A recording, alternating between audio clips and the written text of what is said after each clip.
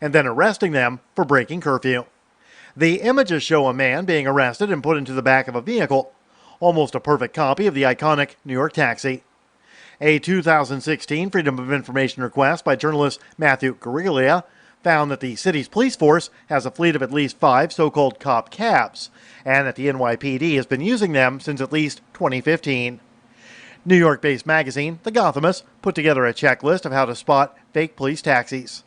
Among the most glaring tells include a license plate number beginning with 2W or 6Y, missing plastic center dividers between the driver and the back seat, and disconnected or fake-looking meters.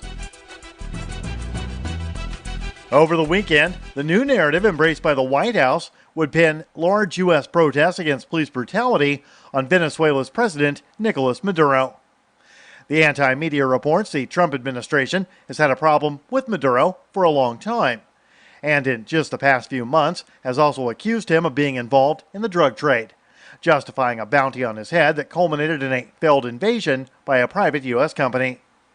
Antiwar.com reports the White House is refusing to offer any proof, saying it was non-open source. Senator Rick Scott, a Republican from Florida, cited certain news reports from Latin America. The whole thing, incredibly, all falls back on Max Blumenthal's t-shirt. Blumenthal, from thegrayzone.com, was shown in a D.C. protest as wearing a t-shirt with Hugo Chavez eyes on it. That was taken as a sign of Venezuelan links to the protesters. Support for the Liberty Beat is brought to you by the Homestead Guru. The Homestead Guru is an educational website offering tips, tools, news, stories, and commentary on everything homesteading. Topics include green homes, gardening, animal husbandry, do-it-yourself, home remedies, alternative energy, survivalism, unschooling, and more. Those details are found online at thehomestead.guru. This is the Liberty Beat, powered by the SNLS Network at snlsnetwork.com. I'm Mick Murrow, reporting for the Liberty Beat, reminding you, spread liberty with a smile.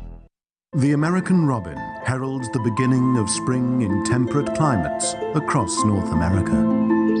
Its red breast makes it easily identifiable as the most disturbingly efficient murderer in the animal kingdom. Robins inculcate their young with these twisted maws. We see an adult robin feeding its young with the ripped-apart viscerae of an innocent worm. Like the Greek hero Atreus eating the flesh of his children at his own table, this black deed must surely curse the entire species. Even the most depraved acts of humanity pale in comparison to the robin's wickedness. Like idiot rapists, they commit their foul deeds with neither foresight nor hindsight. They live entirely in the present. Living beyond space and time, their god is the awful seething maelstrom of chaos at the center of the unfeeling universe. This is the Onion News Network.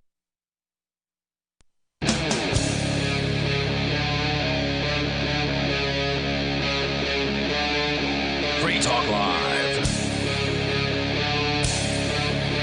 It's Free Talk Live. You're invited to join us here on the toll-free lines. 855-450-FREE is our number for you to take control of the airwaves. That's 855-450-3733. In the studio with you tonight, you've got Ian. And Mark. And Aria. Lots, of course, in the news to talk about tonight. On the way, Mark, you've got some libertarian tips to defund the police. There's a lot of talk now, all of a sudden, after years of police violating people's rights, arresting millions of peaceful people for so-called drug crimes where there's no victim, years and thousands of innocent people actually having their lives extinguished, destroyed, put out by the police. Finally, they've finally crossed the line with some people. This last murder that they committed, which I'm sure will be they'll be murdering again here soon enough in some place. But George Floyd, of course, the most recent known victim, has sparked off a lot of upset. Finally, the average person, it seems, cares about police abuse.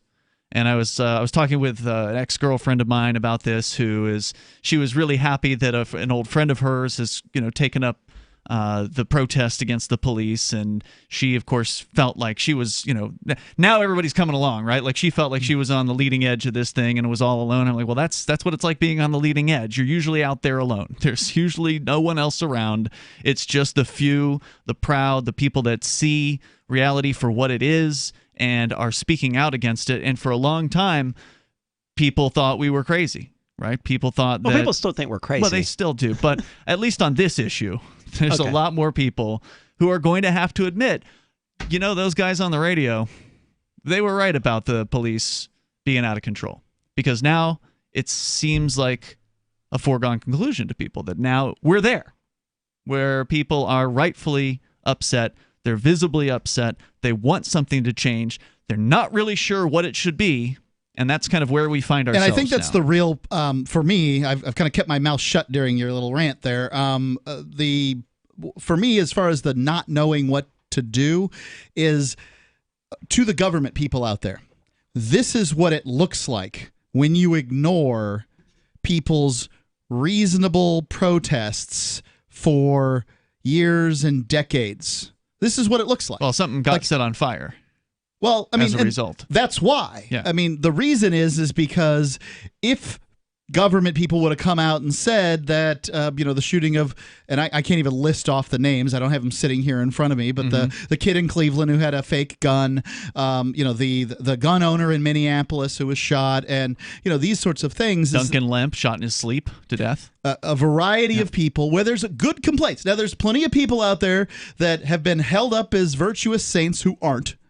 And I wouldn't even say that this Floyd fella, a particularly, great guy or anything, but he didn't deserve to die. I don't know why he wasn't a great guy. I mean, he had a counterfeit 20. Allegedly. And fentanyl allegedly. in his system, and did time in prison. I mean, what else do you want from this guy? Well, you did time in prison, Mark. I did do Does that make time you a in bad prison. guy? I don't think that you should die because you've done time in prison. I'm just saying, if these are the things that, if the only thing about me was that I did time in prison, then that would be the interesting and motivating fact. But at this point, I haven't seen the array of wonderful things this guy has done. I mean, people seem to like him, but I wonder if they just like him because, well, you're supposed to like him right now. Well, have you taken the time to research who he was and what his life was about? I just gave 3 facts that you didn't know. You gave facts, but you didn't. Did you take the time to read about him? What have people been saying about their experiences with him? People seem to say nice things about him. Okay, well, maybe he was somebody who was addicted to fentanyl who did nice things. Maybe he was. I don't know. I'm not saying he's a bad guy. I'm not going to jump to any conclusions. I'm just not going to hold him up as a saint. I don't think anyone here is. I did use the term saint. I don't think anyone here is holding him up as a saint. I don't know enough about him to make any decisions. All I know is he was choked to death. And he doesn't deserve to die. No, he didn't deserve to be choked either. Well, choked. I mean, he was suffocated, but choked isn't the right term. I mean, he had a knee on his neck. What term would you use? Why isn't that suffocating? I don't know. It's an illegal police move. It's not suffocating. I said it was suffocating, but choking and suffocating is different. Why isn't that choking, though? I don't think it doesn't usually seem like choking involves your neck area being restricted from air passage. Yeah, and it seems like something intentional, usually done with the hands or an implement. You're saying this wasn't intentional, that this man was no, I do not his think air that, passage? I don't think we have enough evidence to say that it was intentional that he killed him. I do think it's interesting though that the how many police times officer, does someone have to say, "You're choking me, I can't breathe," before it becomes intentional? I think that that's an excellent point. However, I imagine people who use this technique hear it all the time. Because that's a technique they shouldn't use because you can kill someone doing it. It's been outlawed. What do you want here, guys? I don't know why you're saying the things you're saying. So what do you mean? I was just asking you questions about it. Okay. Well, why don't you ask me? Why are you saying the things that you're saying? Because I don't think that George Floyd is a really great guy. I mean, they didn't just get Gandhi here, you know? Okay. Well, he didn't murder anybody. I didn't claim he did. Okay. So it now is based on who killed you as to what kind of person you are?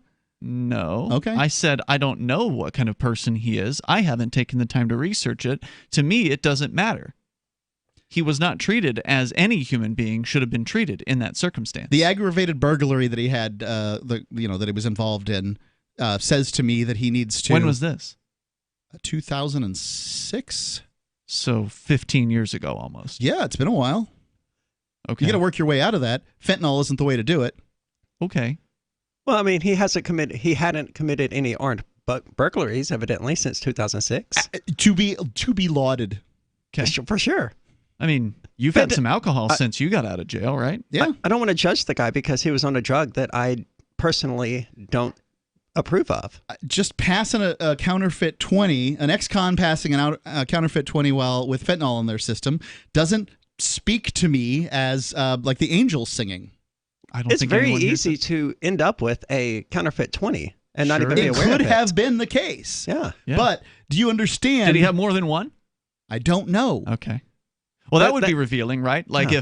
if they had found the counterfeit 20 as like the store clerk was like, this looks suspicious, and found that out and called the police, and then the cops arrested him and didn't murder him, and then were able to go through the his billfold and found a whole bunch of counterfeit 20s. Well, that would be some more evidence that maybe this guy was actually involved in knowledgeably passing off counterfeits. I mean, who calls the cops about a fake 20 anyway? You know, I've worked at plenty of places where I've taken money. If You're supposed somebody to call comes the Secret Service about that. Really? I Yeah. just tell them, hey, man, I can't accept this. This looks counterfeit. Be Sure. on your way.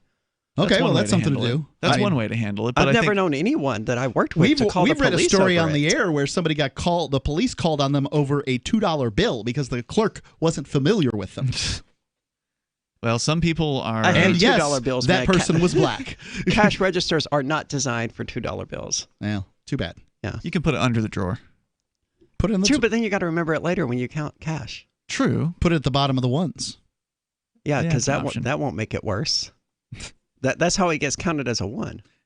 But you could pay attention to them when you're counting. Unless you got fentanyl in your system. So, coming up, Mark, you've got libertarian tips to help defund the police, and we'll find out what that is. Is it Reason.com? Yeah, or- Reason.com. Okay, so we can talk about that. And then somebody popped this into our Discord server last night, and I'm sorry I don't have who it was on the screen, but so thank you to whoever it was.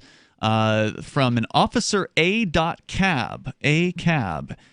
Former bastard cop. Confessions of a former bastard cop, written at medium.com. He says, I was a police officer for nearly 10 years, and I was a bastard. We all were. This essay's been kicking around in my head for years now, and I've never felt confident enough to write it. It's a time in my life I'm ashamed of. It's a time that I hurt people, and through inaction allowed others to be hurt. It's a time that I acted as a violent agent of capitalism and white supremacy. Oh, God. Yeah. Under the guise of public Yay. safety, I personally ruined people's lives, but in so Did doing, you read this ahead of time? made the public no safer. So It's did- from a cop using a pseudonym of A.Cab. What does that mean? A-cab. That all all cops, are bastards. Oh, I'd never heard that. Really?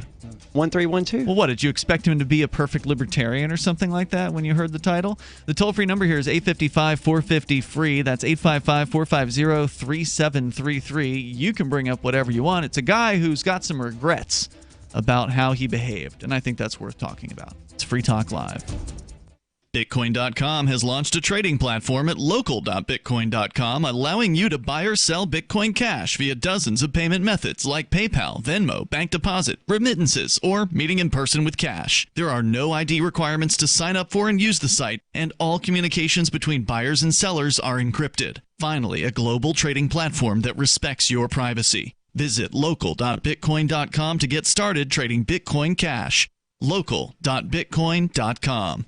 This COVID-19 thing has turned the world upside down. Regardless of what you believe about it, it has changed our lives. But what's not changed is that if you own a business, you need to advertise to reach new customers or clients. Our audience is not the kind to stick their heads in the sand during a crisis. They are fully engaged and more active than ever. Special advertising packages are available to you to help you not just recover, but thrive. Email my sales manager, Matthew at freetalklive.com. Got shaving irritation? Shave Secret shaving oil can help stop it. Shave Secret doesn't cost much and is an all-American product. My name is Chuck Howard, and I developed Shave Secret and pioneered its use starting back in 1991. Ingrown hairs drove me nuts for years. Shaving oil changed all that. Why put up with ingrown hair, bumps, red rash, nicks, and cuts? Shave Secret provides men and women with what we believe is the best shave ever. Our proprietary blend of 100% natural base and essential oils plus a hint of menthol was designed to help eliminate shaving irritations like ingrown hairs, bumps, red rash, nicks, and cuts. We'll lose those shaving irritations. Available at Super Walmart, H-E-B, Wegmans, Giant Eagle, Discount Drug, Navy and Marine Exchanges, Amazon, and ShaveSecret.com. Use the code FTL for Free Talk Live and get a discount. Shave Secret, the best shave ever. Free Talk Live. The reason why I reject violence, and part of that is there's a humility in it, and that you have to acknowledge that I may not be right. You know, I want to have an open discussion with people. Let's talk this stuff out. I'm not going to impose my views on you with violence, because I will not presume to be so right that I'm just going to force my views on you. In addition, if your views are so valid and so great, then you shouldn't have to force them on anybody. Then you should be able to persuade folks. Right. This is truly better. the acid test of a good idea. If it's a good idea to educate everybody, then you should be able to do it in a free market. If it's a good idea Without force. Right, without that's force. if you've got enough persuasive ability to convince a majority of people to vote to violently fund something, you've got enough potential to motivate that many people to contribute toward it. Free Talk Live, 7 nights a week from 7 to 10 Eastern, live on the Liberty Radio Network at LRN.FM. So you've heard all 3 hours of the latest episode of Free Talk Live, and you're still hungry for liberty-oriented audio content? Did you know that we have another 24/7 audio stream at LRN.FM? The Liberty Radio Network airs the latest episodes of some of the best liberty-oriented podcasts on the internet around the clock. In addition to recorded content, you'll also hear live shows like Free Talk Live, originating from our Keene, New Hampshire studio. So listen anytime at LRN.FM. That's LRN.FM. Looking for a great real estate investment? Consider New Hampshire, which is ground zero for the Liberty Movement. Your first call should be to Mark Worden from Porcupine Real Estate. He's more than just a real estate agent. He's your New Hampshire concierge. Where are the best places to live? Do you want farm, city, the burbs, or forest? Do you want a duplex or multifamily building so that renters pay your mortgage? There are homes in all price ranges in New Hampshire, and Mark can help with financing too. Invest in liberty and property. Mark Worden can help. PorcupineRealEstate.com. Some of our live shows are streamed in HD on Twitch. Please follow and share at twitch.lrn.fm. That's twitch.lrn.fm.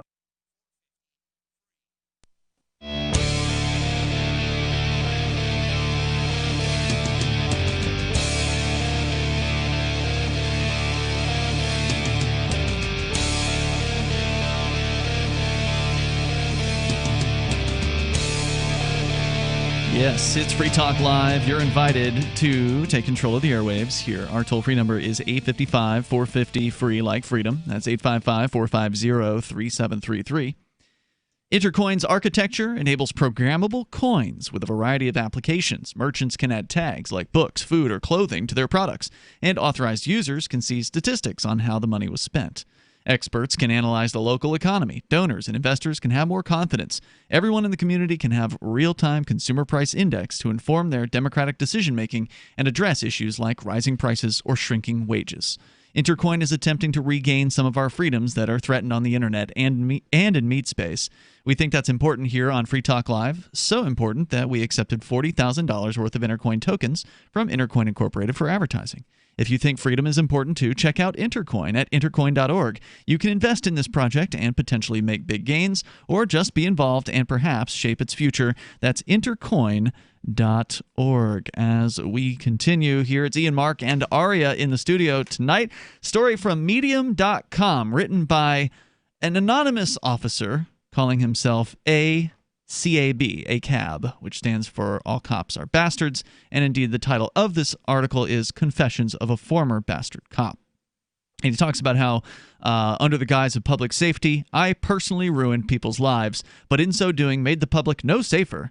So did the family members and close friends of mine who also bore the badge alongside me. Well, it just seems like obvious, right? If you're going around ruining people's lives, you're by definition not making the community safer. You're just going around moving people's lives, ruining people's lives. Indeed. If, however, all he was doing was ruining the lives of murderers and rapists, it's hard to get upset about that, right? That probably wouldn't have a bad effect, right? Like if a bunch of murderers and rapists got roughed up and had a tough time by cops, and that's all cops did, well, I don't think people would be upset about that happening. I would be exactly as upset by that as I am when a cop today gets roughed up. Yeah, but so the cop today gets roughed up. Okay, yeah. So and when you think about, it's probably just my guess here, 8 out of 10 arrests have to do with drugs, the drug war in some manner or another. If the drug war were ended, you probably wouldn't need 8 out of 10 cops, and there wouldn't be 8 out of 10 arrests. Has anyone made that proposal yet in the recent hubbub about reforming police and abolishing police and defunding police? Not a single person, right? Only us. Except for Free Talk Live. I mean, they're not anybody with a voice right now. Right. Okay. But enough is enough, says the officer. Let's see if this guy brings it up. Is he going to propose it? The reforms aren't working. Incrementalism isn't happening. Unarmed, black, indigenous, and people of color are being killed by cops in the streets, and the police are savagely attacking the people protesting these murders. American policing is a thick blue tumor strangling the life from our communities. Whew, that's an interesting way to put it. And if you don't believe it when the poor and the marginalized say it, if you don't believe it when you see cops across the country shooting journalists with less lethal bullets and caustic chemicals, because there's a whole other article about how many journalists have been attacked. Right, I haven't been able to get to that, but there's been a lot of journalists that have been, call it kindly, collateral damage during this mess. He says maybe it is our job to be out there. I'm not a real journalist, but I like journalists. Maybe to do their jobs. He says you'll believe it when you hear it straight from the pig's mouth. Why I'm writing this. As someone who went through the training, hiring, and socialization of a career in law enforcement, I want to give a first-hand account of why I believe police officers are the way they are. Not to excuse their behavior, but to explain it and to indict the structures that perpetuate it. I believe that if everyone understood how we'd trained and brought up in the profession, it would inform the demands our community should be making of a new way of community safety. If I tell you how we were made, I hope it will empower you to unmake us.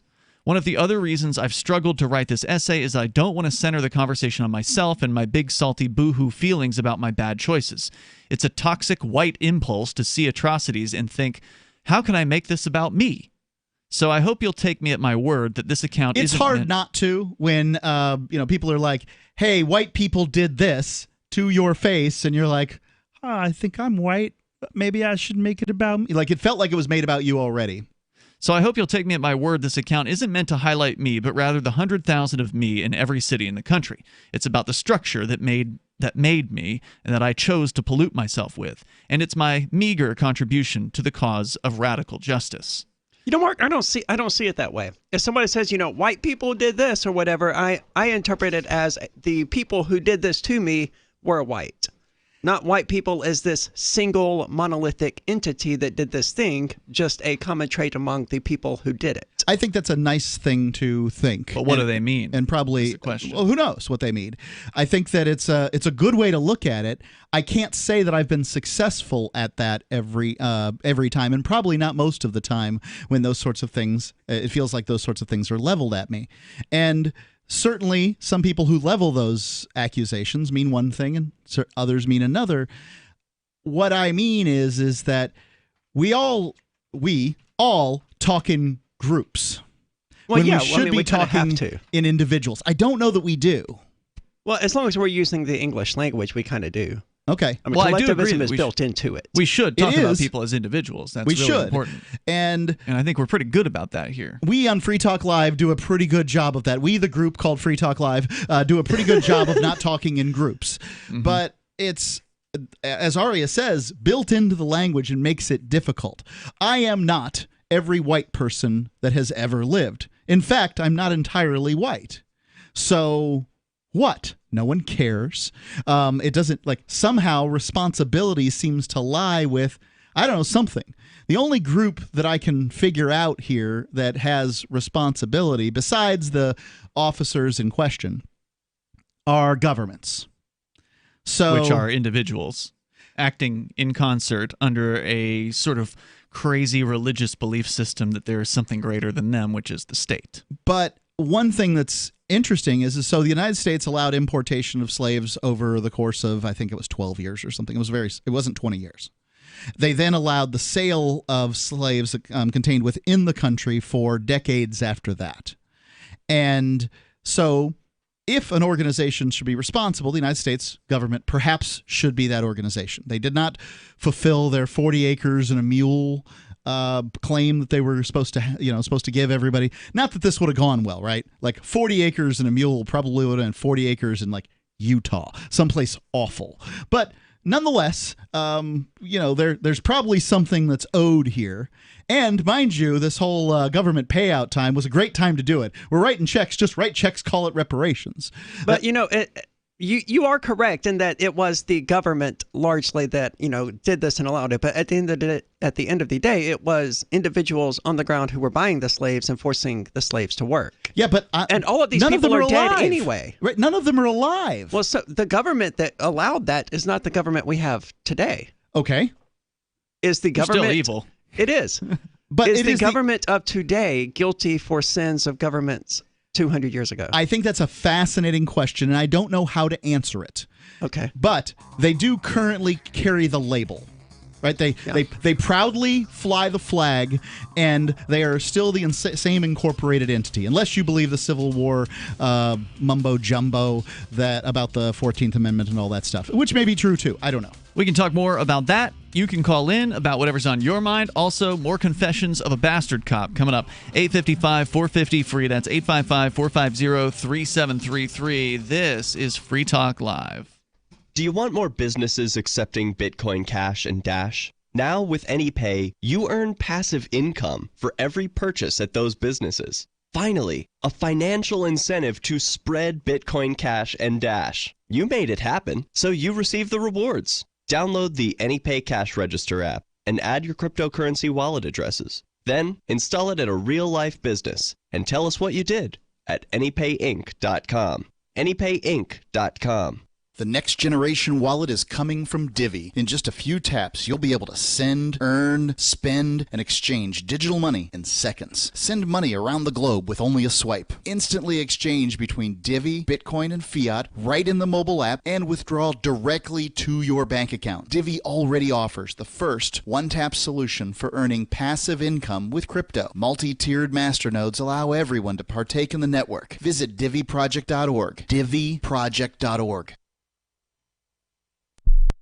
The political world is a maddening cesspool of corruption and lies. Nobody tells the truth. Nobody keeps campaign promises. Nobody obeys the Constitution. Nobody puts the people first. How can we ever escape this web of tyranny? Vote for nobody. Hi, my name is Nobody. I'm running for governor of New Hampshire because nobody knows how to live your life better than you do, and nobody deserves that kind of power. I want to put you back in control of your money, your lifestyle, your work, your body, and your life. Nobody should rule you but you. New Hampshire convicts many people of so-called crimes that should never have been prosecuted. If elected, I will pardon every victimless crime in New Hampshire history. This includes drug, gambling, prostitution, gun, and driving offenses. Nobody should have a criminal record when they have not harmed anybody. Wouldn't it be nice to have nobody telling you what to do?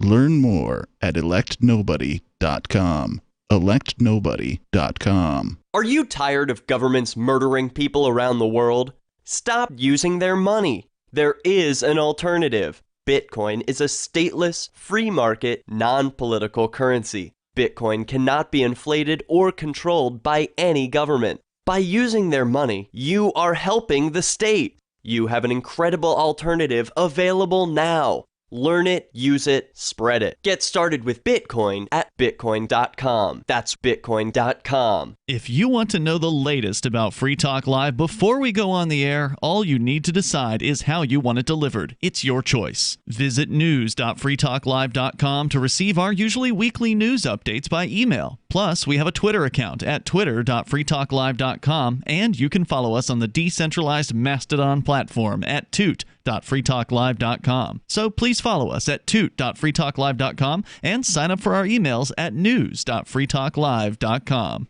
Is spreading the message of liberty, cryptocurrency, and peace around the globe worth $2 per month to you? As you may already know, in addition to our internet feed, LRN.FM broadcasts on free-to-air satellite across North and Central America, as well as Sub-Saharan Africa. And we've been available on satellite for free 24/7 since 2010. The LRN.FM free-to-air satellite signal is reaching some of the most oppressive regimes in the world, and there's no doubt our ideas are making an impact. You can learn more about the channel's impact by watching the 3-minute video at fund.lrn.fm.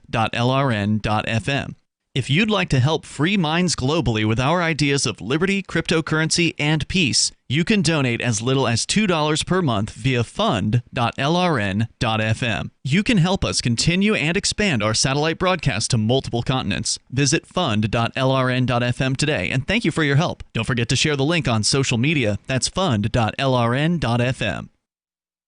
Love what we do? Please help support our international satellite channels at patreon.lrn.fm. That's patreon.lrn.fm.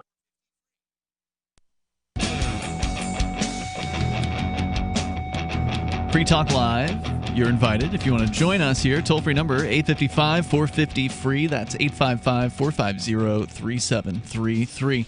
In the studio with you tonight, you've got me, Ian. And me, Mark. And Aria. We are talking about Confessions of a Bastard Cop, and that's what he called himself. He says former bastard cop. And the story is over at medium.com, which is basically, from what I understand, a site that lets pretty much anybody have a blog. I don't know. I'm not exactly sure how it works. I think it's in some way monetizes them. Okay, maybe so. Well, we're going to get back into his story coming up here, and of course, your calls and thoughts are welcome. Maybe you are a former cop or a current one, and you want to comment on all the controversy and the potential. Call out this turncoat. The potential for change that we're seeing across the country. Will it really amount to anything of significance? Will whatever comes as a result of these protests be something that's really worth talking about? Will we see the end of qualified immunity, for instance? Will that actually happen, or will it just get proposed and die as a political football that never really gets moved forward in any way, shape, or form? We'll talk about what this guy's solutions are, suggestions here in a moment. He's got some that he goes over. Plus, you can also go to Bitcoin.com and you can learn about cryptocurrency like Bitcoin and Bitcoin Cash and others. There's a great news site that they've got there. There's good introductory kind of content. They've also got their own exchange if you're not in the United States. And for those of you in the U.S., you can use their local.bitcoin.com site to buy and sell Bitcoin Cash. Get on over to Bitcoin.com. Start learning about cryptocurrency. It is not too late. It's only been a decade. And on the scale of money, 10 or 11 years is not that long of a time. So we're still in the beginning phases of this whole Bitcoin phenomenon. You owe it to yourself if you care about money, if you care about good alternatives to state government money like the dollar, fiat currencies. You need to look into Bitcoin. Go to Bitcoin.com and get started there. So we get into the meat of the story here from, again, anonymous. He calls himself Officer A.Cab. Why, he says, yes, all cops are bastards. I was a police officer in a major metropolitan area in California with a predominantly poor, non-white population with a large proportion of first-generation immigrants.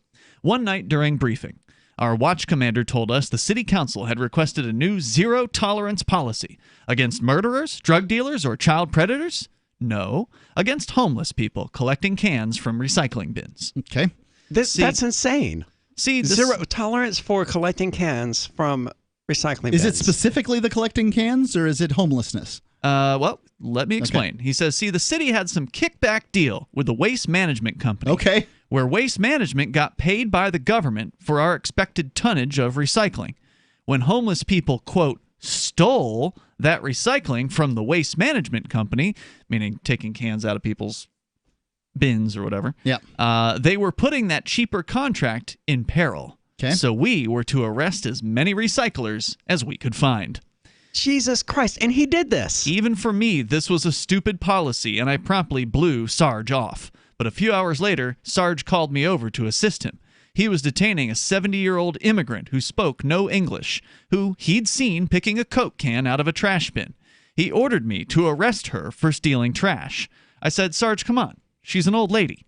He said, I don't give an S. Hook her up. That's an order. And I did.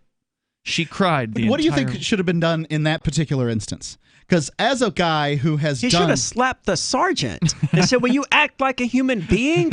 You lunatic. What is the matter with you? Unfortunately, the command structures discourage that sort of thing from happening, and he didn't want to lose his job, as he says here in a moment. He says she cried the entire way to the station and all the way through the booking process. I couldn't even comfort her because I didn't speak Spanish. I felt disgusting, but I was ordered to make this arrest, and I wasn't willing to lose my job for her. And I think a lot of police officers and municipal employees feel like they've been put in this position before. If you're tempted to feel sympathy for me, don't. I used to happily hassle the homeless under other circumstances. I researched obscure penal codes so I could arrest people in homeless encampments for lesser-known crimes like, quote, remaining too close to railroad property, which is Section 369I of the California Penal Code. I used to as a libertarian, I must say that homeless, bums are a product of the, the sort of public space conundrum. Mm-hmm. So when you have a public space, who's allowed to be on it, and what are they allowed to do? What is sleeping? What is a public space? A place like parks and these sorts of things. Who owns it? Well, supposedly all of us, but in reality, the government. Who sets the rules on it? The government. So it's not public, it's the government's property. Agreed. Okay. But they call it public. Right. So there's no such thing as public property, there's just private property and government property. But they got it right. It's private property and government property, but it is labeled with a certain level of subterfuge. Yes. So it's designed to make you think you have some say in it. Right. Like the Democratic People's Republic of Korea. Mm-hmm. Yes. Right. Yeah, it's like that. Not the People's Republic. It's Kim Jong-un's republic. Or his exactly. sisters. Yeah. So what did he do? Would arrest these, homeless people. For You think being she's got a giant fat suit that she's running around in at this point? He says, I used to call it planting warrant seeds, meaning arresting these people, because I knew they wouldn't make their court dates. They're homeless, right? They're probably drunk. They don't remember. They don't have the paperwork. They don't have a calendar, right? He says, I knew they wouldn't make their court dates, and we would arrest them again and again for warrant violations. We used to have informal contests for who could cite or arrest someone for the weirdest law. DUI on a bicycle, non-regulation number of brooms on your tow truck. It's California. He cites the code, Section 27,700A1 of California Vehicle Code. S like that, he says. For me, police work was a logic puzzle for arresting people, regardless of their actual threat to the community. As ashamed as I am to admit it, it needs to be said, stripping people of their freedom felt like a game to me for many years. And I'll say this. We heard that there was a game that they were playing with us years ago here in Keene. That's true. There were points that the police officers would get for arresting Free Staters. Now, sort of heard that through the rumor mill, but I believed it. And he says it felt like a game to him. He says, I imagine they gave up after they, kept losing court cases here in Keene. Maybe. I mean, they won some, they lost some. He says, I know you're going to ask, did I ever plant drugs? Did I ever plant a gun on someone? Did I ever make a false arrest or file a false report? Believe it or not, the answer is no. Cheating was no fun. I like to get my stats the legitimate way. But I knew officers... Yeah, why cheat when you're not covered? If you cheat, you're not covered. There's so many obscure little rules out there, like the number of brooms on your truck or how close you are to a railroad track, that there's no particular reason to cheat. Am I understanding correctly that he actually arrested someone at some point in his career for having an improper number of brooms on a truck? Might have been a citation. He might have written a ticket for it. It's still an arrest, but yeah, it doesn't have the same feel. He says, but I did know officers who kept a little baggie of whatever, or maybe a pocket knife that was a little too big in their war bags. Yeah, we called our duffel bags war bags.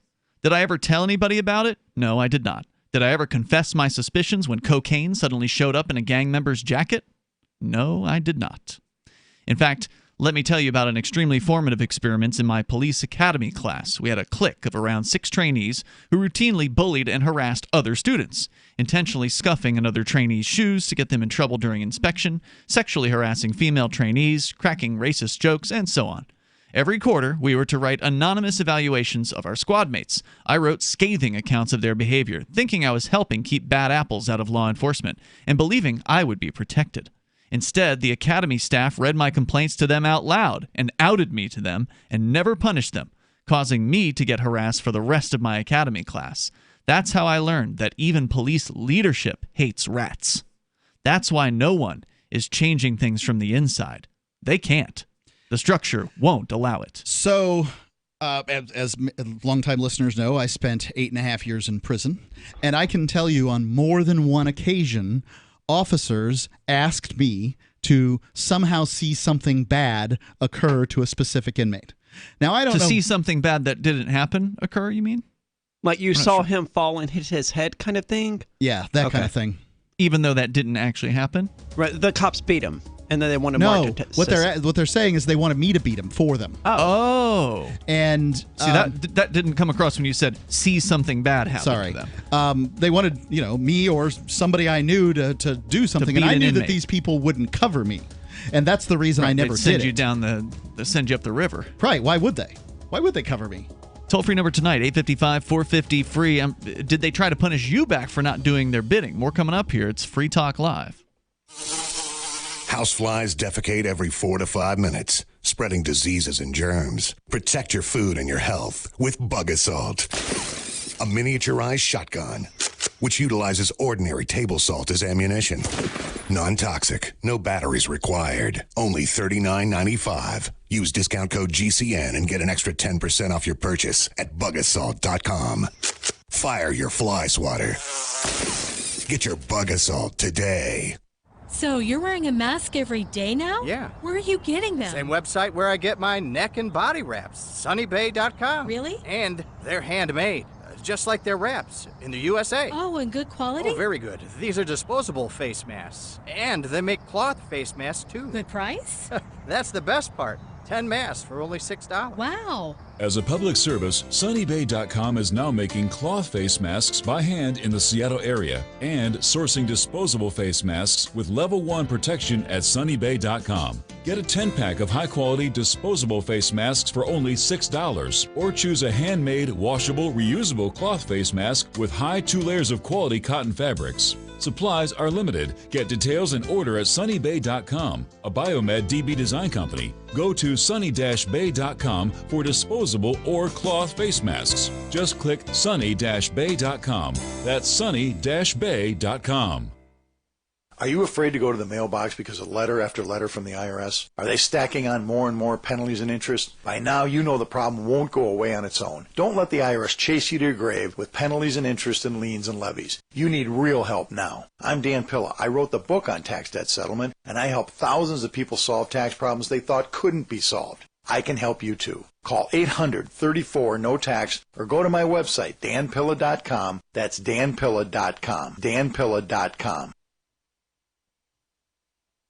Hi, I'm Derek J. To me, an activist's calling is to actively work to advance a cause.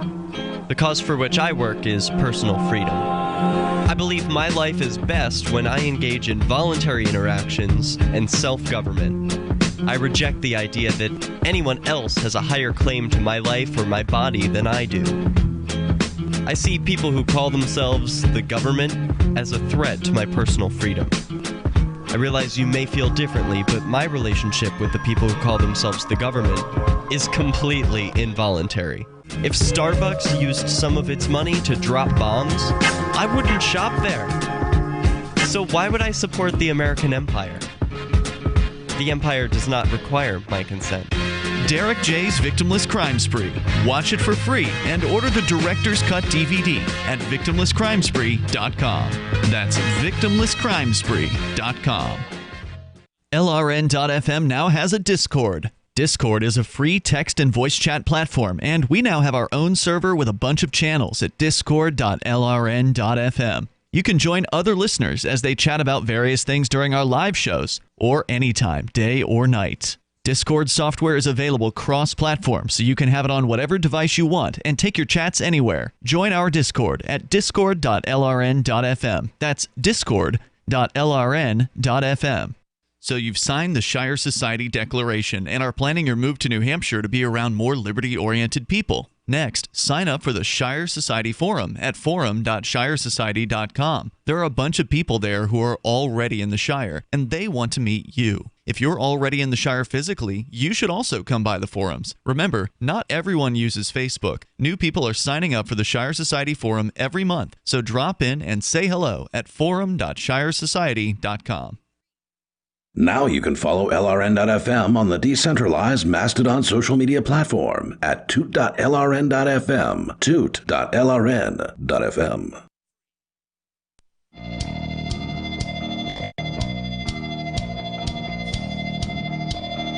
It's Free Talk Live. You can join us here. Toll-free number, 855-450-FREE, like freedom. By the way, I want to say thanks to Ellen, who is a Free Talk Live Gold amplifier. That means that Ellen is contributing $10 a month to the AMP program. AMP stands for Advertise, Market, and Promote, and it is a simple concept. You send in $5 a month. She's doing 10, but we only ask 5. Thank you. So thanks for doubling up there, Ellen.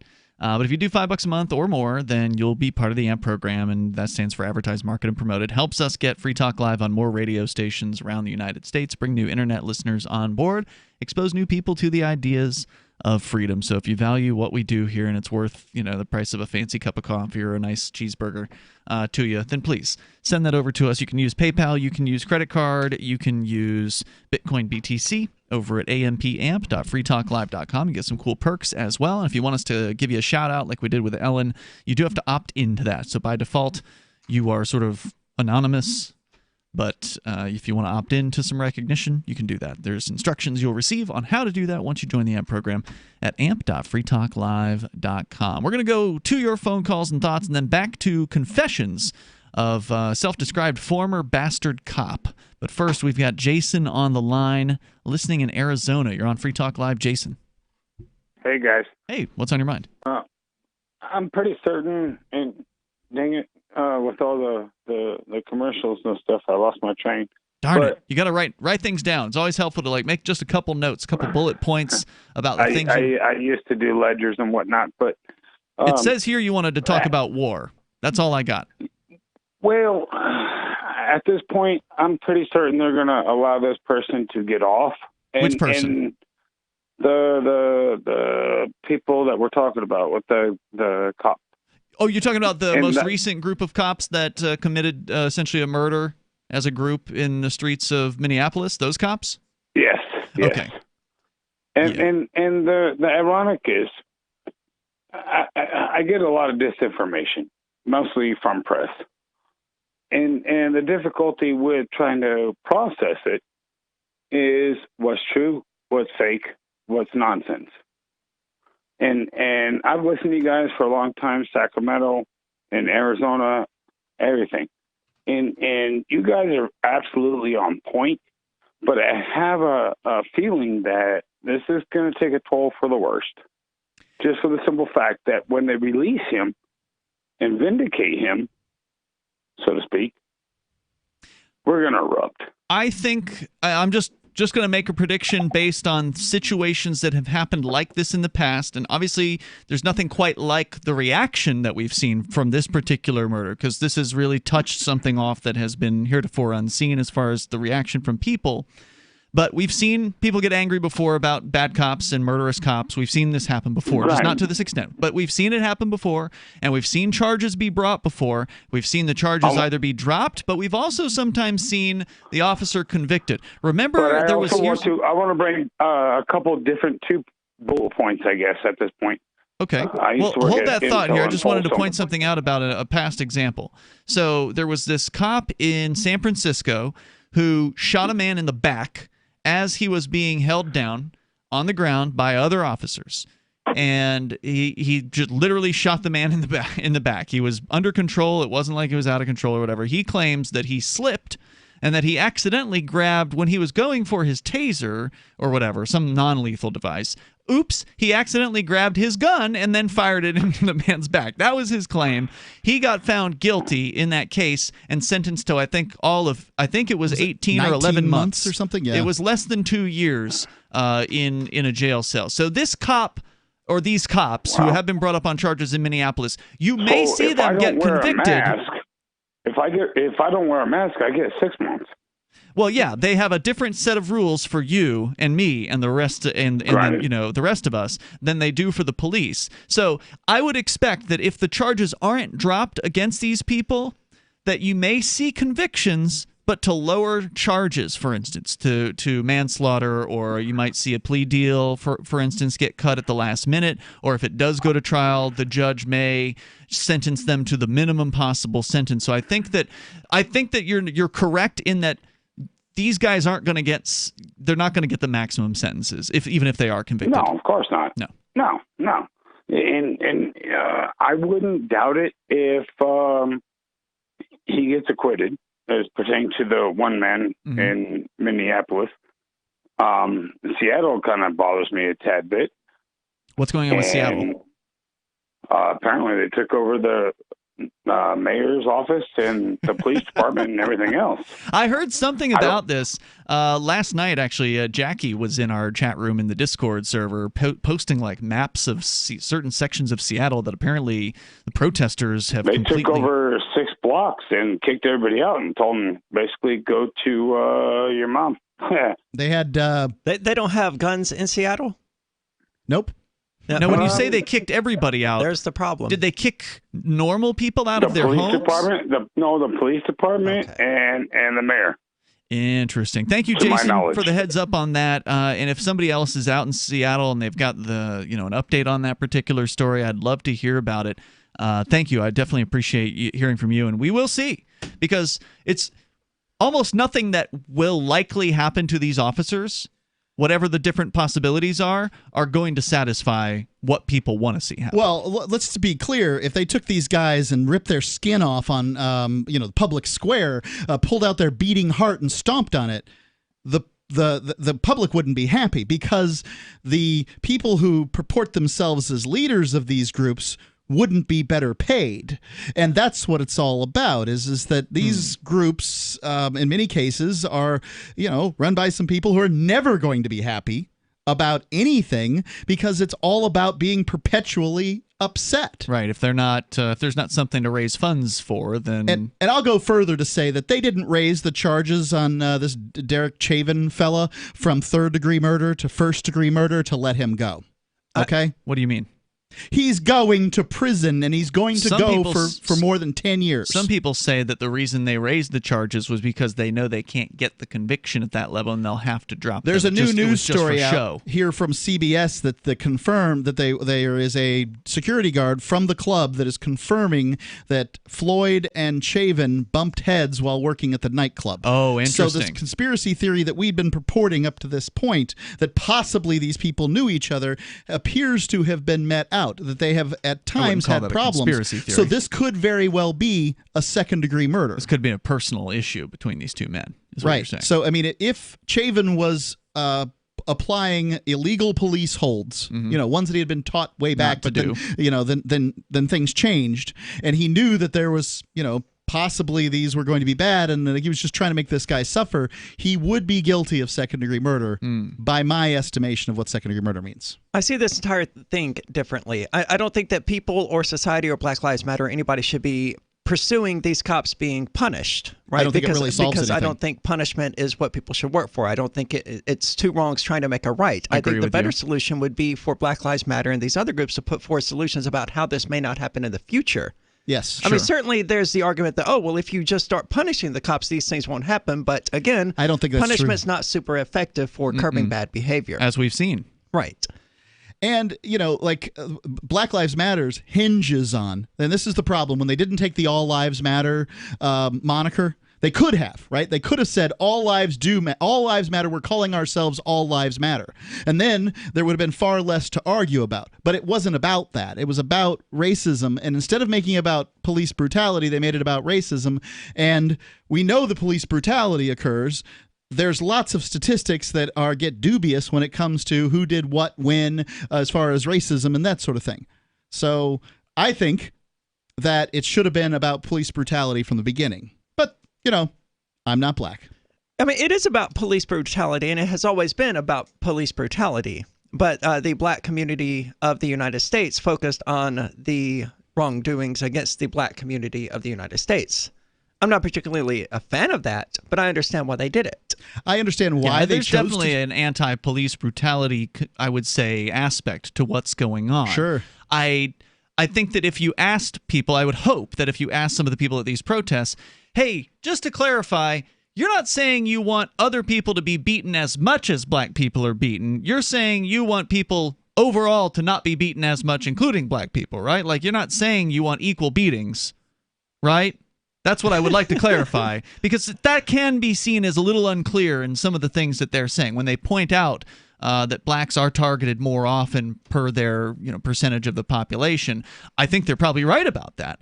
But over what time frame? As I understand it, in 2020, it's actually been less. Well, it comes off as being unconcerned for the plight of other people who are also beaten and murdered by the police. I don't think 2020 is a good year to use as an example. It is the most recent one.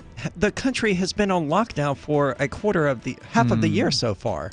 I don't think we're going to get good stats from it on anything. We got more coming up here, and more from the self-described former bastard cop. He's got more confessions. 855-450 free, like freedom. You want to weigh in? You're welcome to join us. Remember when you first heard about Bitcoin? How long did it take you to realize this little project would soon change the world? Do you kind of wish you had gotten involved sooner? Well, now is your chance to be a part of the next revolution in money. Intercoin is working to finally make crypto go mainstream. It's designed to be scalable enough to support everyday payments and even elections without the state. Bitcoin was originally supposed to be a peer-to-peer cash system, the way we would all pay one another without having to trust any third party. But instead, over time, it mostly became a store of value.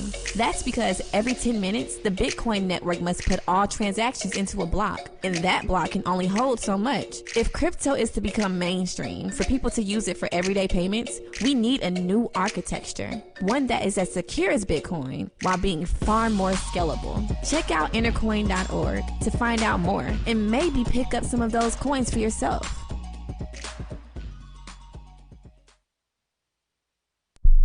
The new 4th edition of Healing Our World, The Compassion of Libertarianism, will take your understanding of liberty to a deeper level and has over 1,300 updated references, new cartoons, and a foreword by Dr. Ron Paul. With discounts for multiple book purchases, the 4th edition of Healing Our World is a great gift for the liberals, pragmatists, environmentalists, and Christians in your life who think libertarianism is cold-hearted. Get yours today at healing.freetalklive.com and use promo code FTL for a $5 discount. The LRN.FM social media channels have been revamped. We've eliminated Facebook and focused on other platforms like Twitter and Mastodon, the decentralized alternative to Twitter. On our accounts, you'll find posts from multiple LRN.FM show hosts together in one place. Follow us on Twitter at twitter.lrn.fm, or better yet, move to the decentralized Mastodon social media platform at toot.lrn.fm, toot.lrn.fm. I think you'll like it. You're listening to the live edition of Free Talk Live. Hour number 2 is next after the news here on the Liberty Radio Network at LRN.FM. This is the Liberty Beat, your daily source for liberty news and activist updates. Produced in partnership with the SNLS Network and listeners like you. Online at snlsnetwork.com. I'm Mick Murrow with your latest edition of the Liberty Beat.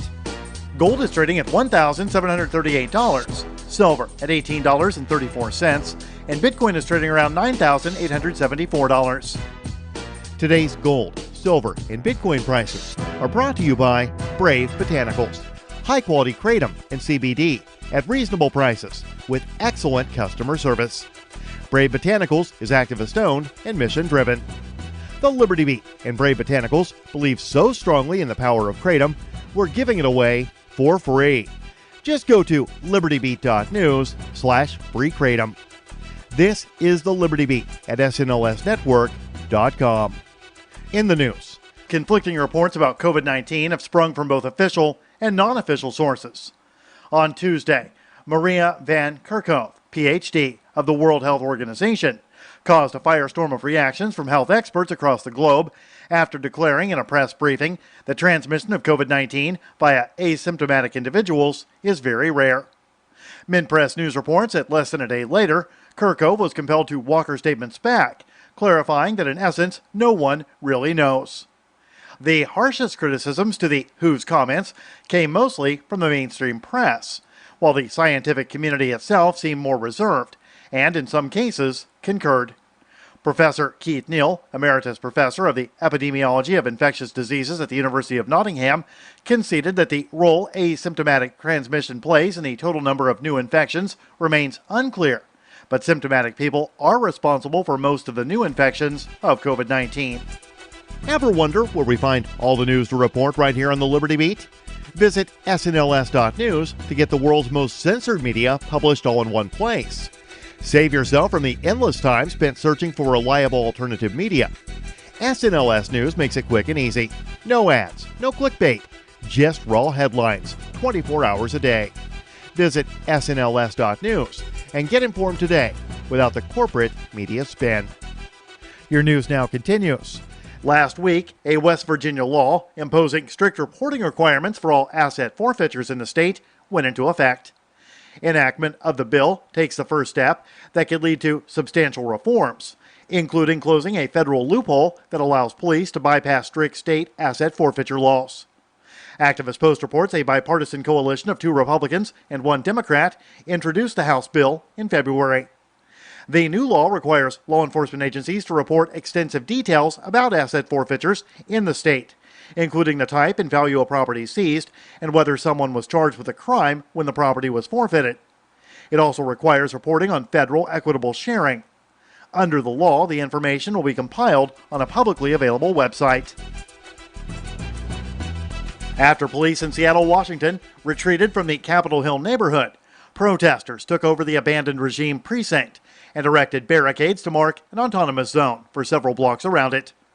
6 blocks of downtown Seattle have been declared the Free Capitol Hill Zone, or Capitol Hill Autonomous Zone, according to area activists that have taken control of Seattle PD's East Precinct on 12th Avenue and East Pine Street.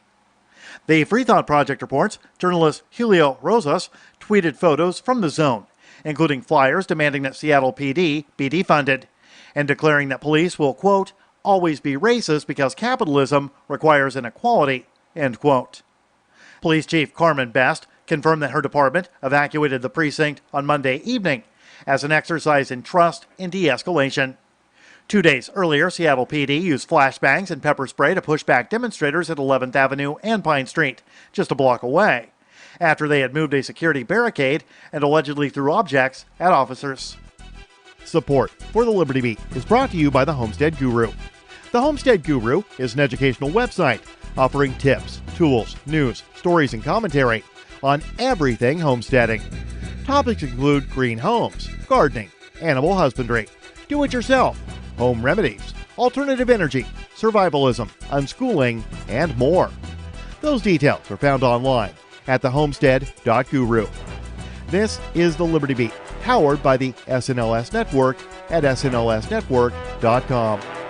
I'm Mick Murrow, reporting for the Liberty Beat, reminding you, spread liberty with a smile. Tomorrow's my big day. I'm going to go in for surgery, and hopefully you'll come along. Now, I do have to admit that I am in a bit of pain, so I'm really looking forward to this procedure. I think we're both going to find out that having surgery just isn't as scary as it sounds. We're covering our own Jim Haggerty's kidney stone removal surgery, and his surgery is now just minutes away. So, Dr. Atka, tell us what precautions we would take to prevent us from getting kidney stones. Always stay hydrated. Water helps the kidneys break the stuff down. Hear that, Jim? More water. What? More water. Maybe we should replace your coffee. Please go away. Please. Ow, no. That's a camera they're going to use to film the whole surgery from inside Jim's body, Yes, that's going to right? be pushed into Jim's urethra as well. Now, normally they wouldn't do this. This is purely for the benefit of us watching it on TV. All right, stick with us because first he's going to pop into the children's ward to cheer up some youngsters suffering from terminal illnesses. This is the Onion News Network.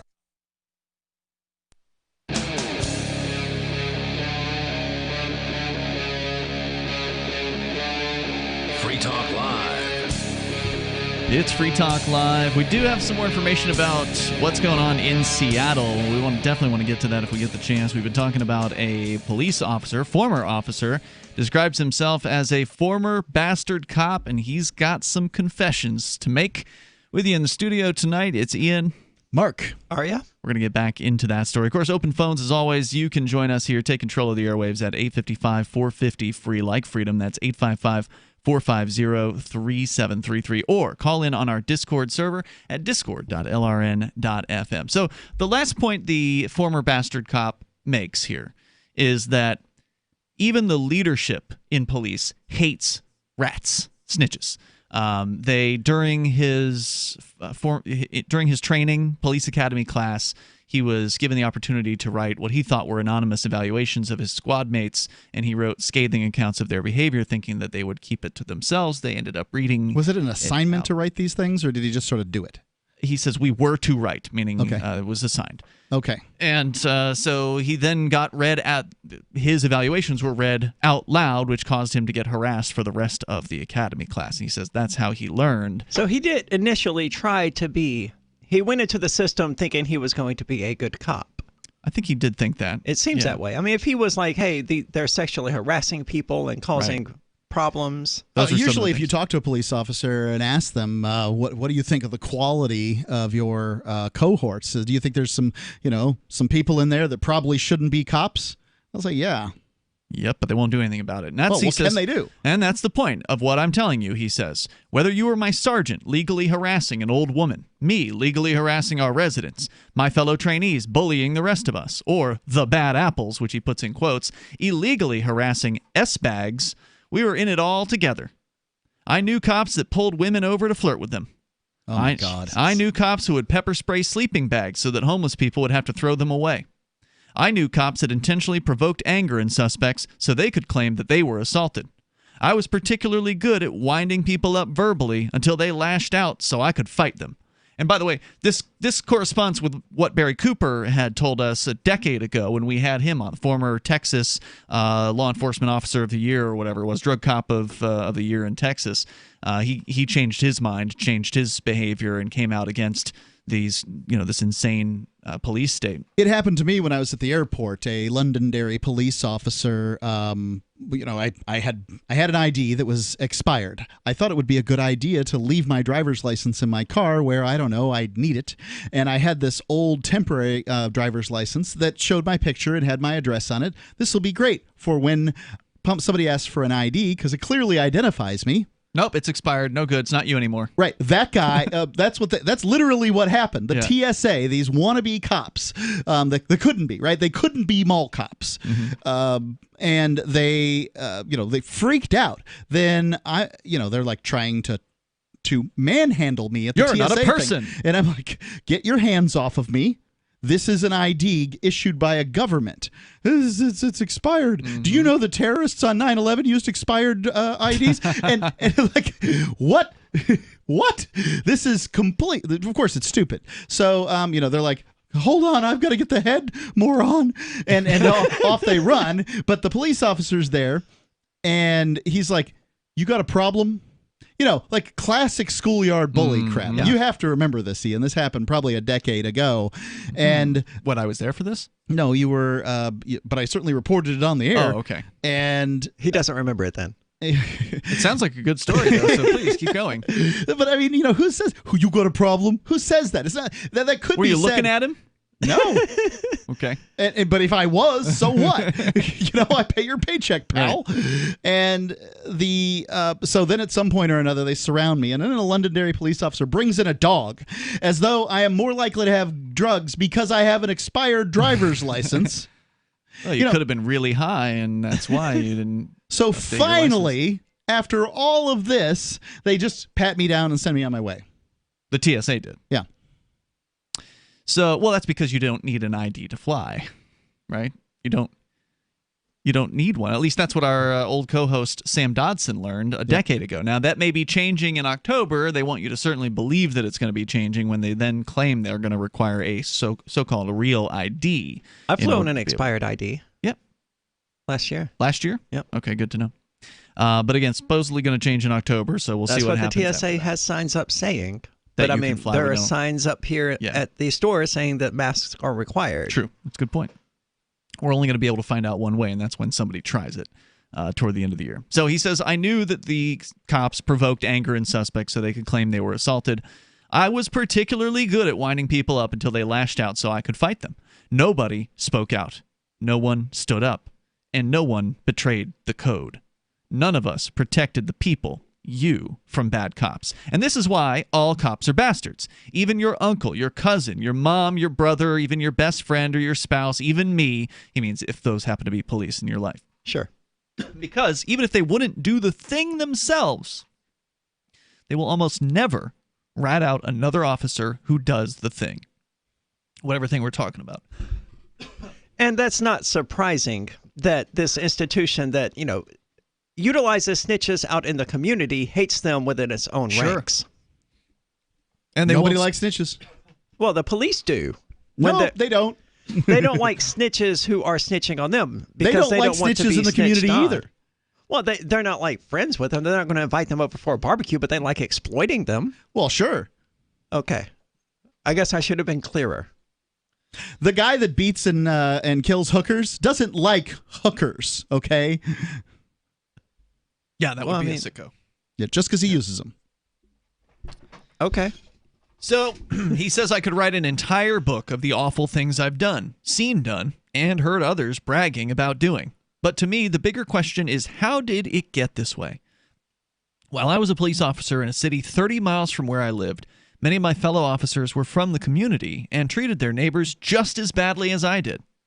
While every cop's individual biases come into play, it's the profession itself that is toxic, and it starts from day one of training. Every police academy is different, but all of them share certain features. Taught by old cops, run like a paramilitary boot camp, strong emphasis on protecting yourself more than anyone else. Yeah. The majority of my time in the academy... And that's, by the way, if police officers are paid, they can retire at 20 years, and they're paid hazard pay and these sorts of things, or they are paid more because they do a dangerous job. There's an upgrade called hazard pay. Then delivery drivers for like Domino's and D'Angelo's and stuff are more likely to be killed than police. Yeah, over the course of a decade, that's true. Yeah. Yep. Cab drivers, truck drivers, loggers, all these are more dangerous jobs. So they should get paid more and get to retire at 20, right? Well, no, they don't work for the government. They don't have a public sector union. But these when it comes to these sorts of things, you would think that police are supposed to be in dangerous situations. They're being paid more for dangerous situations. This whole idea of protect yourself. You're there the police are there to protect citizens, and the people they're arresting are citizens. And I think that part of it comes down to arrests are just so prevalent. Maybe it doesn't have to be that way, is what I'm saying. The majority of my time in the academy was spent doing aggressive physical training and watching video after video after video of police officers being murdered on duty. I want to highlight this. Nearly everyone coming into law enforcement is bombarded with dash cam footage of police officers being ambushed and killed over and over and over. Colorless VHS mortality plays, cops screaming for help over their radios, their bodies going limp as a pair of taillights speed away into a grainy black horizon. In my case, with commentary from an old racist cop who used to brag about assaulting Black Panthers. To understand why all cops are bastards, you need to understand one of the things almost every training officer told me when it came to using force. Quote, I'd rather be judged by 12 than carried by 6. Unquote, meaning I'll take my chances in court rather than risk getting hurt. We're able to think that way because police unions are extremely overpowered and because of the generous concept of qualified immunity. A legal theory which says a cop generally can't be held personally liable for mistakes that they make doing their job in an official capacity. And that is the only thing so far that I've heard being proposed to actually try to change things for the better as far as this crazy system of cops that we have. And that is apparently Justin Amash has put forth some sort of legislation that should presumably get rid of qualified immunity if it goes through as, proposed as I understand it. That's something. It's not ending the war on drugs, but it's something. There's more coming up here on Free Talk Live. This COVID-19 thing has turned the world upside down. Regardless of what you believe about it, it has changed our lives. But what's not changed is that if you own a business, you need to advertise to reach new customers or clients. Our audience is not the kind to stick their heads in the sand during a crisis. They are fully engaged and more active than ever. Special advertising packages are available to you to help you not just recover, but thrive. Email my sales manager, Matthew at freetalklive.com. The next generation wallet is coming from Divvy. In just a few taps, you'll be able to send, earn, spend, and exchange digital money in seconds. Send money around the globe with only a swipe. Instantly exchange between Divvy, Bitcoin, and fiat right in the mobile app and withdraw directly to your bank account. Divvy already offers the first one-tap solution for earning passive income with crypto. Multi-tiered masternodes allow everyone to partake in the network. Visit DivvyProject.org. DivvyProject.org. Bitcoin.com has launched a trading platform at local.bitcoin.com, allowing you to buy or sell Bitcoin Cash via dozens of payment methods like PayPal, Venmo, bank deposit, remittances, or meeting in person with cash. There are no ID requirements to sign up for and use the site, and all communications between buyers and sellers are encrypted. Finally, a global trading platform that respects your privacy. Visit local.bitcoin.com to get started trading Bitcoin Cash. local.bitcoin.com. Did you know you can support freedom of speech just by visiting shop.freetalklive.com? You'll see links to Walmart, Love Java, Newegg, and more. Every day, Free Talk Live is at the forefront of the liberty movement as the biggest liberty-oriented talk show in the world, giving you a platform to be heard on any topic. Get listener-only specials without doing anything other than an extra click. Visit shop.freetalklive.com. Use the links and buy what you'd be buying anyway. Take action now. Save and support freedom. Visit shop.freetalklive.com. It's shop.freetalklive.com. On Free Talk Live, we're bringing people to the ideas of liberty every day.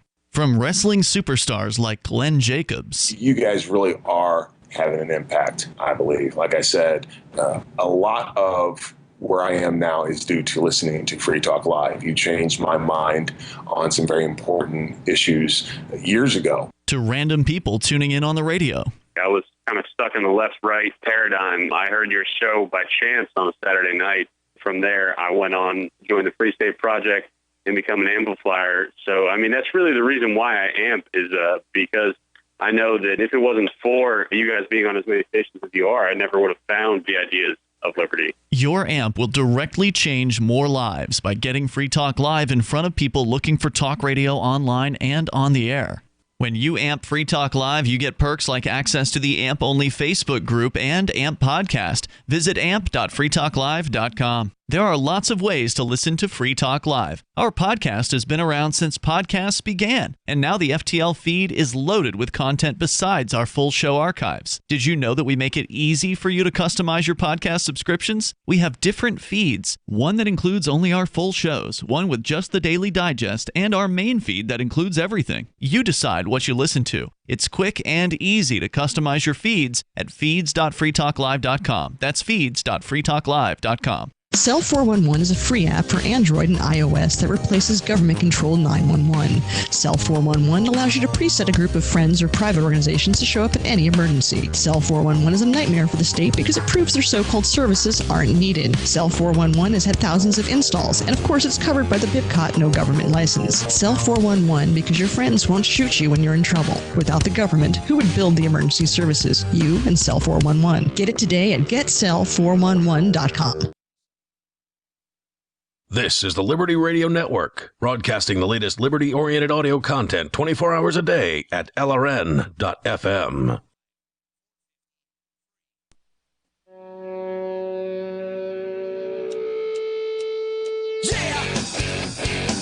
It's Free Talk Live, and you can bring up anything that you want. Our toll-free number here is 855-450-FREE. We're reading some confessions of a, as he describes himself, former bastard cop. And we'll tell you more about that coming up. With you tonight, it's Ian. And Mark. And Aria. And also want to make sure that you know about Divvy. The next generation wallet is coming from Divvy. In just a few taps, you'll be able to spend, earn, store, and exchange digital money in seconds. Divvy says you'll be able to send money around the globe in only a swipe and instantly exchange between Divvy, Bitcoin, and fiat currency like the US dollar right in the mobile app and withdraw directly to your bank account. There's no need to wait, though, as Divvy already offers the first one-tap solution for earning passive income with their multi-tiered masternodes, allowing anyone to earn by supporting the Divvy network. When the new Divvy wallet launches, because of their relationship with Western Union, Divvy will be in 200 countries, including the United States. You can learn more at divvyproject.org, D-I-V-I, project.org. So, reading from medium.com, an anonymous person writing this story, he calls himself A. Cab. and that stands for All Cops Are Bastards, apparently. And he's a former bastard. And that's how he describes himself. And he's sorry for the stuff that he did, and he's outlined a little bit of it here. He's talking about what it's like in the training sessions in the police academy, apparently they get shown videos of cops being killed over and over again, he says. And he talks about the saying. Well, that's not good for any human to psyche. see that. Yeah, no, it's gonna warp your mind as to the scenario. And so he talks about some of the bad things that protect police, like police unions being extremely overpowered, he says, and the qualified immunity concept, which basically allows police to do almost anything as long as they're doing it in their official capacity.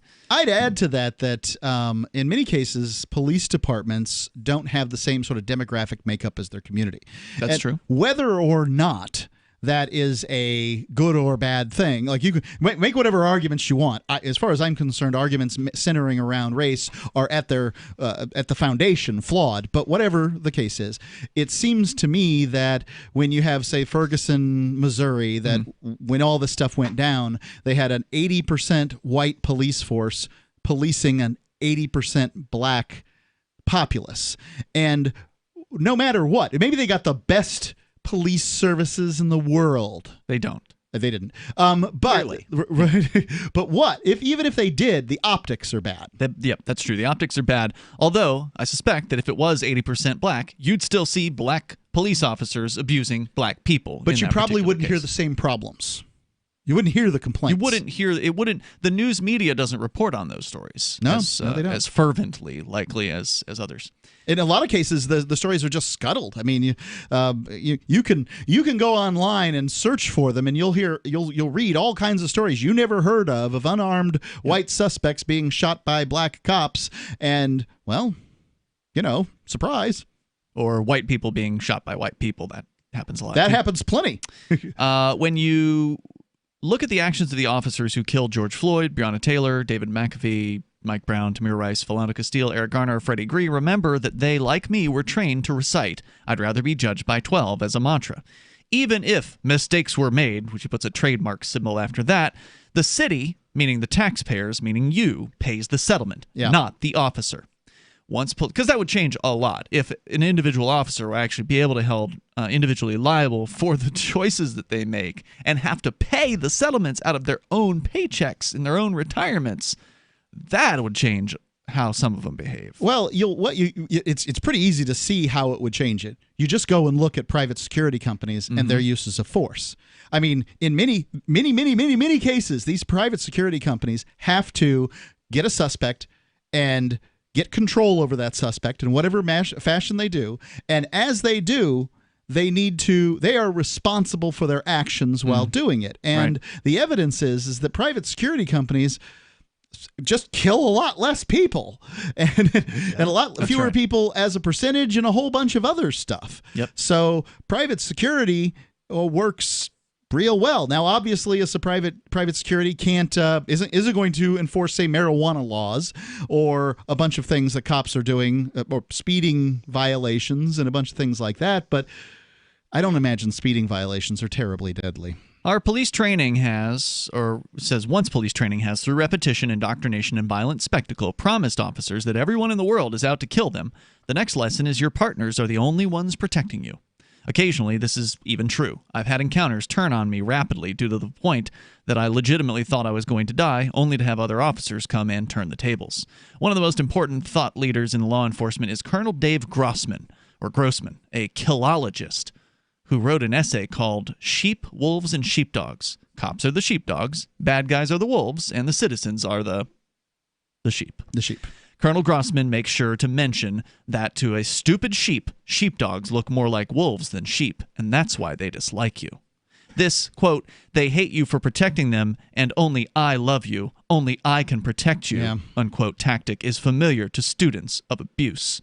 It's what abusers do to coerce their victims into isolation, pulling them away from friends and family and ensnaring them in the abuser's toxic web. Law enforcement does this too, pitting the officer against civilians. Quote, "they don't understand what you do. They don't respect your sacrifice. They just want to get away with crimes. You're only safe with us," unquote. which is culty sounding, isn't it? Well, when everybody's... It's also true. I can't argue with that. Based on what the state defines as a crime, sure, I do just want to get away with crimes. I'm not on their side. That's the that's what I was basically going to make. The point is that essentially everybody, two of us believe the same thing.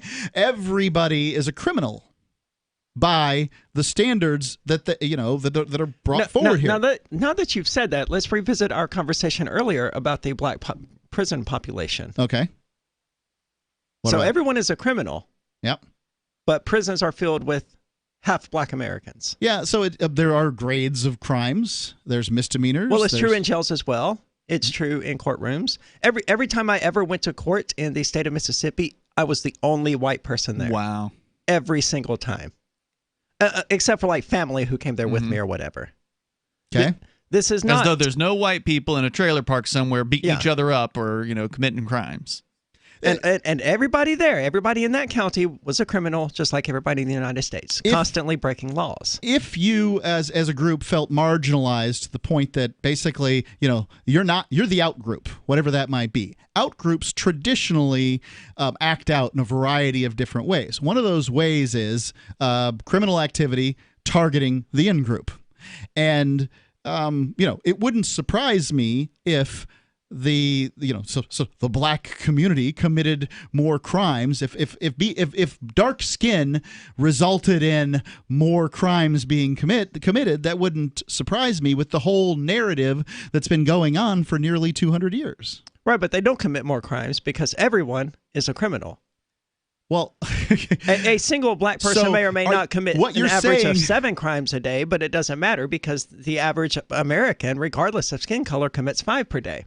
Okay. Yet the prisons are overwhelmingly filled with black people. That suggests racism on the part of the police to me. It does. It suggests picking and choosing, and because cops exercise discretion in who they pursue. Yep. So if they have an innate bias to pursue black people, what would we expect to see as a result of that? I think that the police pick, which crimes they're going to go after. To some extent, right? They're going to decide which ones they're going after. They're policing this neighborhood. Burglaries are occurring here. Car thefts are going on there. So they go there. They police that stuff. Yeah, she's got you on this one, Mark. 855-450 free like freedom. Remember when you first heard about Bitcoin? How long did it take you to realize this little project would soon change the world? Do you kind of wish you had gotten involved sooner? Well, now is your chance to be part of the next revolution in money. Intercoin is working to finally make crypto go mainstream. It's designed to be scalable enough to support everyday payments and even elections without the state. Bitcoin was originally supposed to be a peer-to-peer cash system, the way we would all pay one another without having to trust any third party. But instead, over time, it mostly became a store of value.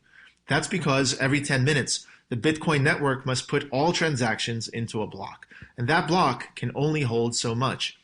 If crypto is to become mainstream, for everyone to use it in everyday payments, we need a new architecture, one that's as secure as Bitcoin while being far more scalable.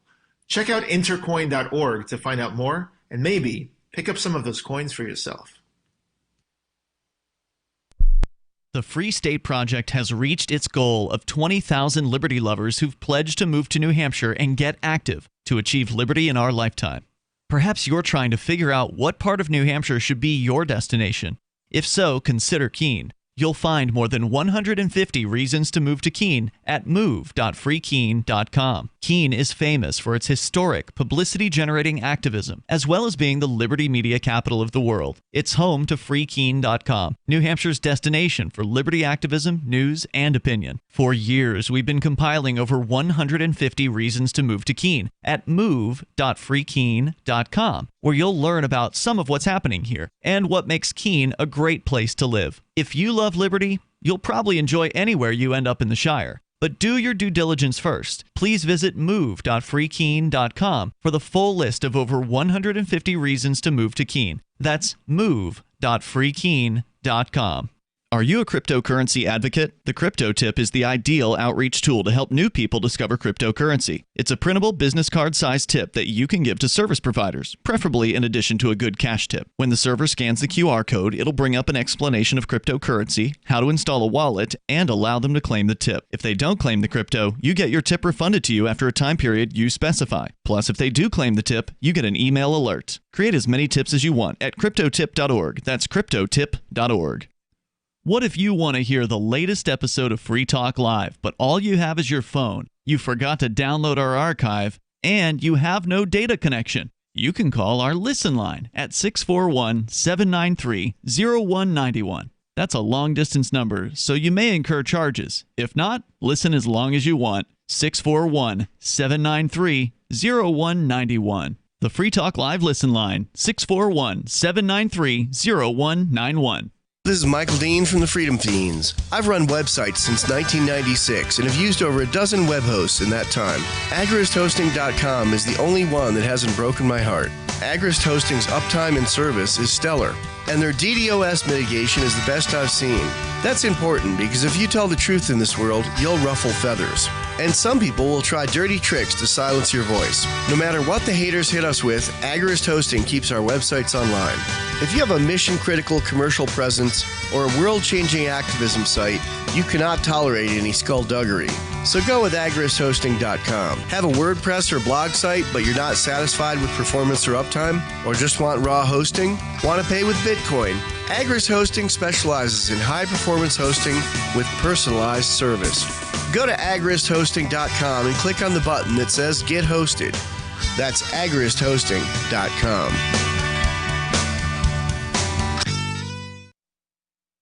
You can sign up to receive the latest about the Liberty Radio Network via our email updates at updates.lrn.fm. That's updates.lrn.fm.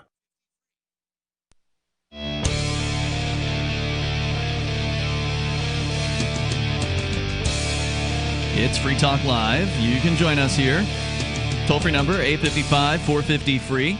That's 855-450-3733. And you'll be able to join us in real life in Vegas coming up in July 18th and 19th. We will be broadcasting from Crypto Vegas and Anarcho Vegas. They are a pair of related, I would say, events, conventions. Yeah, they're being hosted by the same folks. Barely separate is what I would call them. Yeah, there's one's one day, the other's the other days. However, I am emceeing Crypto Vegas. Excellent. Some of the brightest and most innovative minds in blockchain technology will be there, including Juan Galtz, Anastasia Sergeyevna, Lynn Ulbricht, Jim Bell, and others, including Float CEO Kingsley Edwards. That was for Crypto Vegas. Then Anarcho Vegas speakers include Jim Bell, Larkin Rose, Ovens O'Brien, G. Edward Griffin, Walter Block. Yeah, that's big names in there. And Amanda Rockwitz, Ernie Hancock, and more. So it's going to be a real libertarian convention. Maybe the only one in the whole year. Who knows? Freedom Fest is going on right before that. Oh, is that right? Freedom Fest is happening? Yeah. Okay, that's We're good to know. We're going to that. Forkfest is also happening.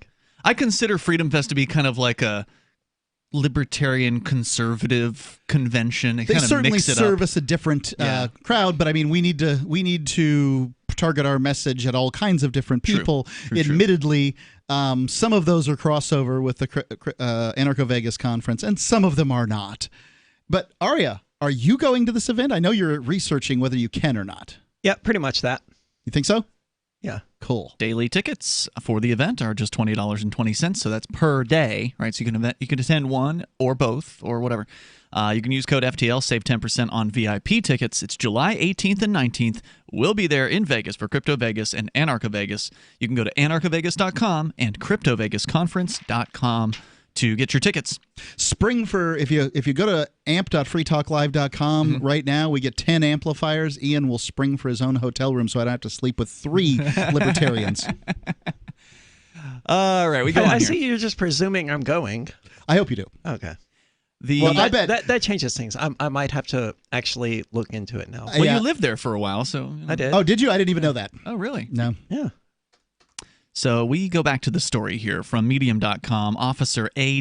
Cab Confessions of a Former Bastard Cop. He writes more. He says, I think the wolves versus sheepdogs dynamic is one of the most important elements as to why officers behave the way they do. Every single second of my training, I was told that criminals were not a legitimate part of their community, that they were individual bad actors, and their bad actions were solely the result of their inherent criminality. Any concept of systemic trauma, generational poverty, or white supremacist oppression was either never mentioned or simply dismissed. Is that not amazing that the cops are saying this about the criminal elements in the community when it's ultimately true of themselves? Well, that wouldn't be uncommon for people to project. Well, I mean, the extent of this projection, though, is mind-blowing. They're like, they're not people. And I can't repeat what you just said word for word, but it was basically an inherent actual, criminals. Yeah, it was a description of the police. I don't think they're inherent criminals. I think they're people who are born into a system and attempting to mold into that system. So an inherent criminal is somebody, this is a theory. This is a criminal theory that has existed for a long time. Something is wrong with these people. They were born this way, and this is the way that they will be. And it is pervasive within the correctional field and within policing fields, the whole notion that somehow the die is cast and you're a crook and I'm a cop and we'll always be on other side. And that's how it is. But the one thing I thought was very odd is when we walked into the youthful offender prison, in which I was incarcerated for years, they told us 85% of you will return. And this is a fallacious number that I was fed over and over and over and over again.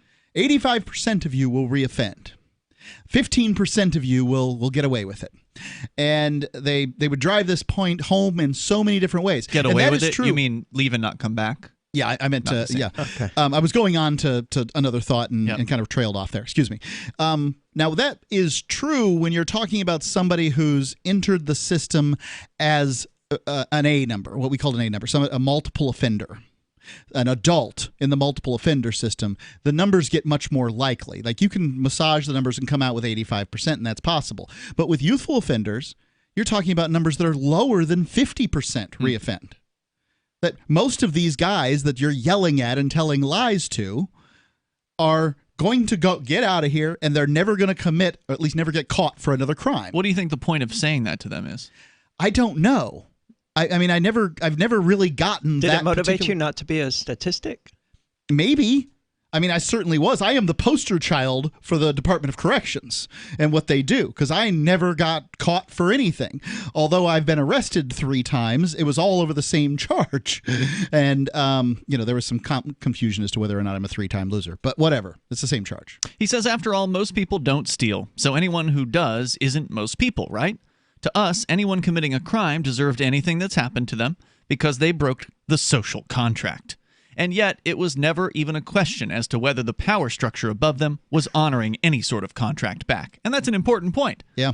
You know, this so-called social contract is a bunch of BS, and he indeed does put it in quotes here in this I can tell you that the social contract, the powers that be do not spend any time trying to honor mine back. No. I've tried to get the help of police on multiple occasions over the last obligation. Course of the last decade, and I can't get anything out of these people. I believe. But Mark, this is the narrative that I believe for you. What's that? They will file a report for you. No. Oh boy. I have no evidence that even occurred. Sure. Wow. Okay. On some occasions, I have no evidence that occurred. But I believe it's because I am known in the community as a free stater, and therefore I can't get, police services because, you guys don't like police anyway, or whatever. That's what I believe it is. But that's just a wild conspiracy theory I've concocted. Understand, police officers are part of the state monopoly on violence. And all police training reinforces this monopoly as a cornerstone of police work, a source of honor and pride. Many cops, he writes this in bold, many cops fantasize about getting to kill someone in the line of duty, egged on by others that have. One of my training officers told me about the time he shot and killed a mentally ill homeless man wielding a big stick. He bragged that he, quote, slept like a baby, unquote, that night. Official training teaches you... Yeah. Hold on. I find that so difficult to imagine. The homeless man had a big stick, and the cop killed him. Shot and killed him for having a big stick. And then bragged about sleeping like a baby that night. Meaning what do you do with a psychopath like that? Apparently, he gets promoted. He was a training officer. Not uncommon. Yeah. This guy was training the trainees. I had a difficult time with just slaughtering pigs. I mean, I'm talking about actual swine, the things with hooves and round noses. Taking the life of a pig. Yeah. I appreciate you taking the time to make that distinction that you weren't talking about you having a problem killing police, Mark. Okay, good. Jesus. Thanks for that, yeah.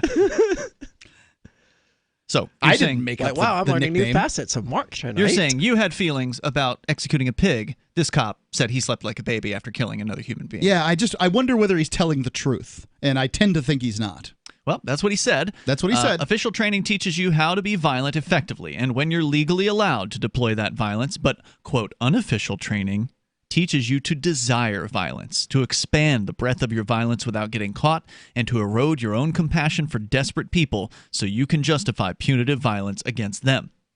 How to be a bastard. I have participated in some of these activities personally. Others are ones I have either witnessed personally or heard other officers brag about openly. Very, very occasionally, I knew an officer who was disciplined or fired for one of these things.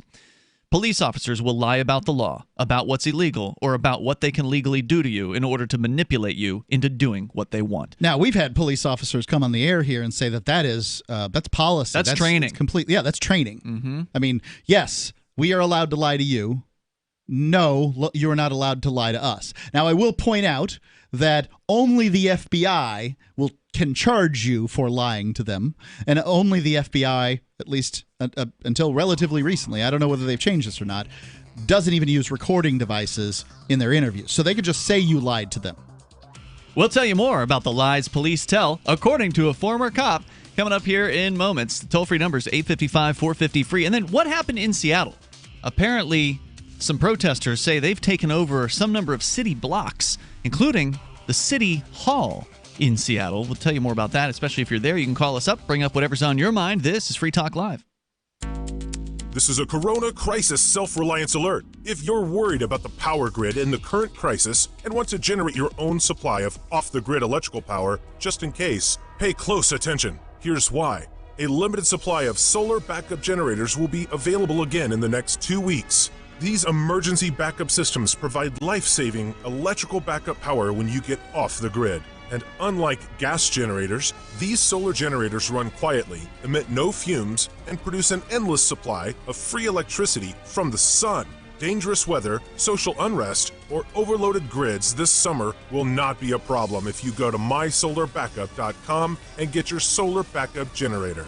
We regret that supplies are limited and only available on a first-come, first-served basis. Check availability at mysolarbackup.com. Never suffer painful power outages again. Go to mysolarbackup.com. That's mysolarbackup.com.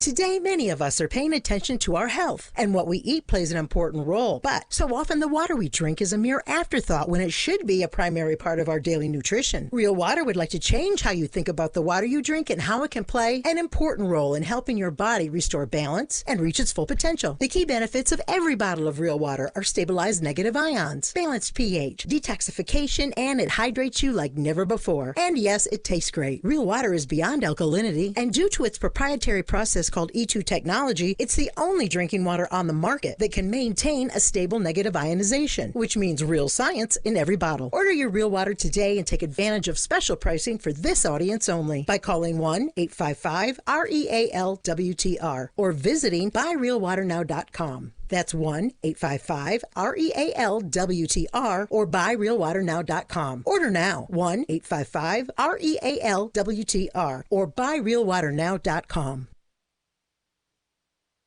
We have some good news. The indictments against Ross Ulbricht in the District of Maryland were dismissed with prejudice, meaning they can never be refiled. This is especially good because those indictments contain the only charge ever made that Ross engaged in murder for hire. This was a serious allegation that Ross Ulbricht denies. It was never prosecuted or ruled on by a jury, but was trumpeted by the federal government and the media as if it were proven fact. The Maryland court held these indictments for almost 5 years, poisoning Ross's case and leaving him under a cloud of unproven allegations. allegations. As explained in Ross's appeal to the Supreme Court, the fact that the judge used these allegations to give Ross a draconian sentence of double life without parole violated his Sixth Amendment right to a jury trial. Judges are required to issue sentences based on convictions decided by a jury, not unproven allegations never even charged at trial. Although this is a positive development, the dropped indictment will not set Ross free. Now, a presidential pardon is Ross's only hope of freedom. Sign the petition at freeross.org. freeross.org. Some of you asked, and now we've delivered. LRN.FM's live Keene, New Hampshire studio shows are now streamed in HD on Twitch. Visit our channel at twitch.lrn.fm and give it a follow. If you have Amazon Prime, you get one free subscription on Twitch. If you use it on our channel, Twitch will give LRN.FM a monthly piece of your Prime subscription cost. So please watch, follow, share, and subscribe to twitch.lrn.fm. That's twitch.lrn.fm.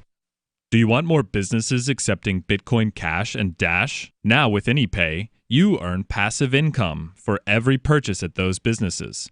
Finally, a financial incentive to spread Bitcoin Cash and Dash. You made it happen, so you get the rewards. Download the AnyPay Cash Register app and add your cryptocurrency wallet addresses. Then install it at a real-life business and tell us what you did at anypayinc.com. anypayinc.com. What's up next? Visit the Liberty Radio Network program guide to find out at shows.lrn.fm. That's shows.lrn.fm.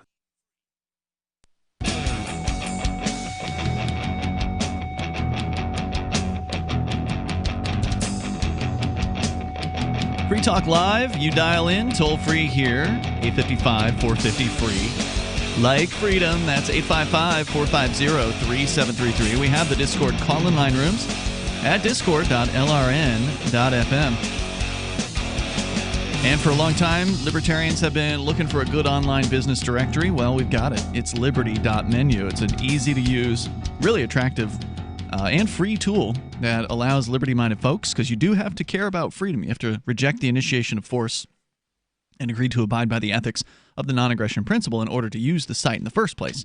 So if you qualify for that, then get on over to liberty.menu and put the things that you do up there. Maybe you've got a business that you want to promote or digital content you're the creator of or a producer for.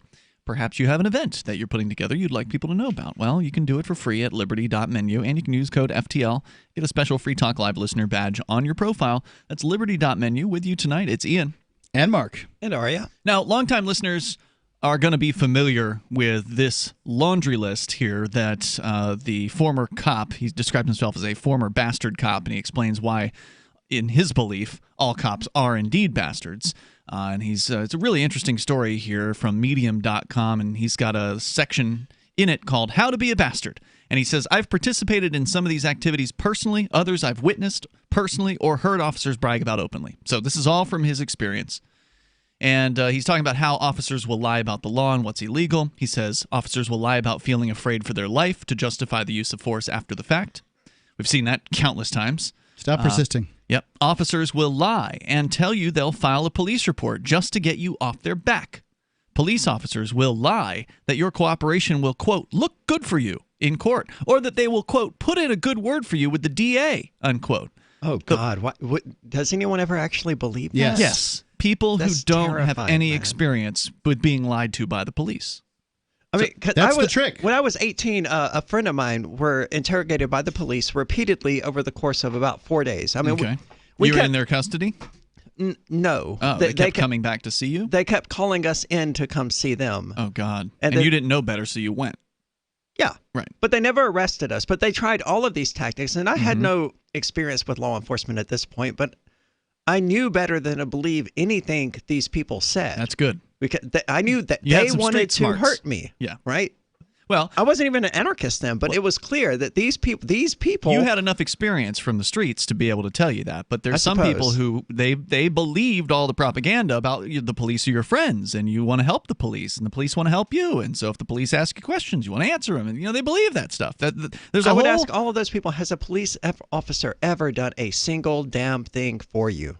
Oh, I've had lots of police officers do good things for me. I mean, they've I've had a break in, and they did a great job and got some of my stuff back. And I had an off-duty cop give me a jump once in a parking lot in Florida when I was a teenager. Well, that was a human being then. I had a police officer. He was off duty, right? I had a police officer stand with me while my car was broken down on the side of the road, and he never so much as asked me for my driver's license. Just waited for the tow truck to come and sent me off on my way.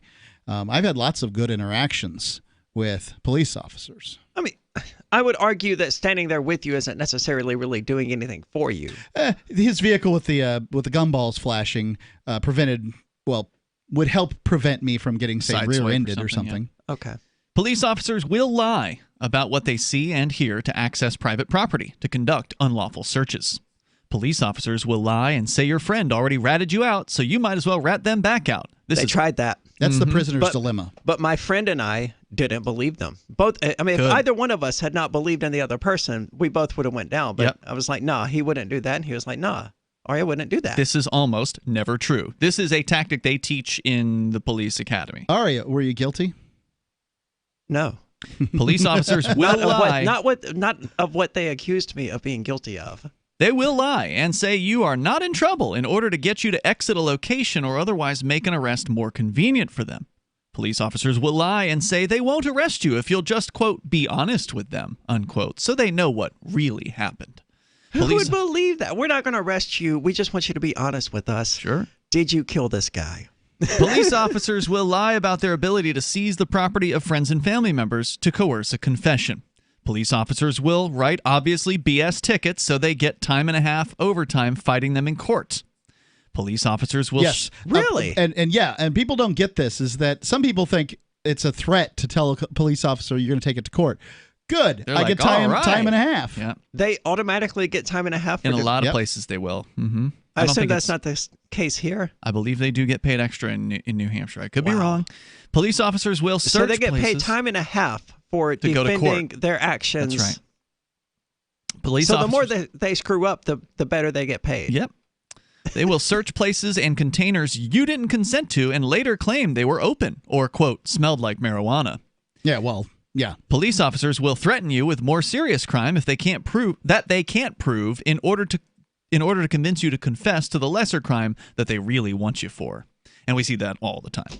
Yeah, that's standard Load up operating procedure, and that's where the prosecutors are at fault more than the police, because they're the ones that make the plea deal. The idea is to not have to do any work. Ladies and gentlemen, a noble goal. If we, the public who employ this system, are getting our best labor, then everybody would go to trial, right? Like, we want to find out who did it, and we want to punish the people who did it wrong. But the problem is way too many things are illegal. I'm thinking drugs here, people. And that ultimately the prosecutors, they're not intending to take things to trial. They shouldn't be offering deals. Do you want a deal handed to a terrible person who's committed the crime?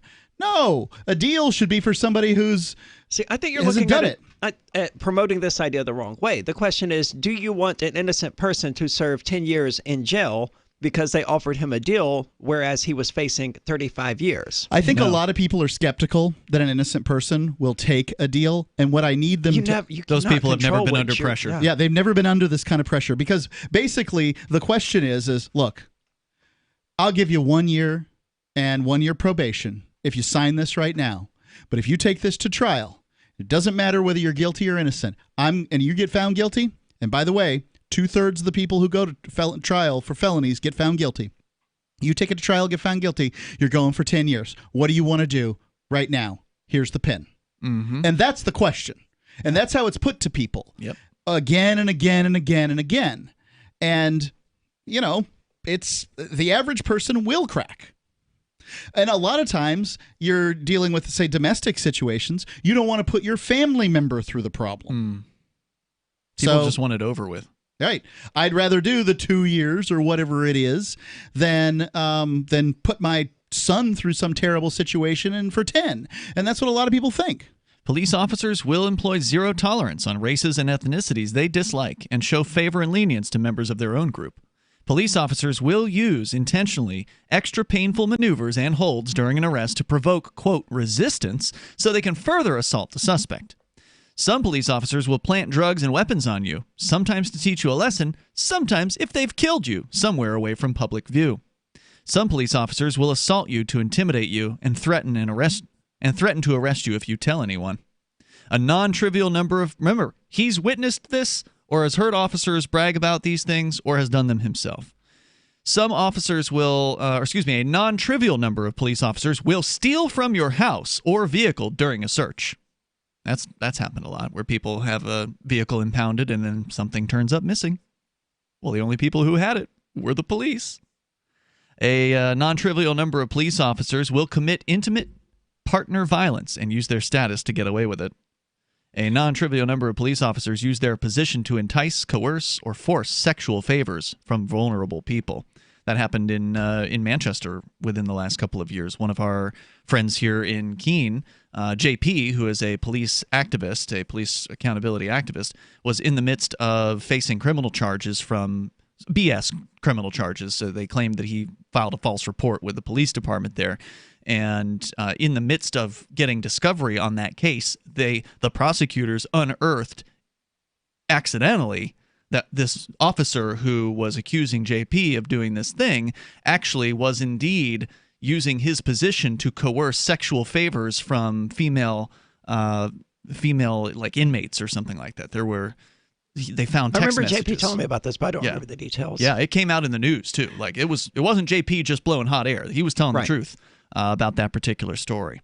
And so again, that's just the tip of the iceberg. That guy just happened to get caught. He happened to, like, the text messages that he was sending to one of these women happened to get shown up in the discovery. So because JP took his thing to trial or was intending to take his thing to trial, they got the discovery. Otherwise, that never would have been unearthed. So we got more coming up here from the former, as he describes himself, former bastard cop. He's got confessions. The toll-free number's 855-450-FREE. That's 855-450-3733. He's got some advice coming up on how to deal with these situations. We will tell you about that, and you can share your thoughts, your experiences with us, whether it's about the police or whatever's on your mind. You can take control of the airwaves here on Free Talk Live. Hour 3 is next. When we adopted Buddy, who is a lab, we didn't know that he can't eat like a normal dog. He has to eat sitting up. So just put him down. His life expectancy maximum is 3 years.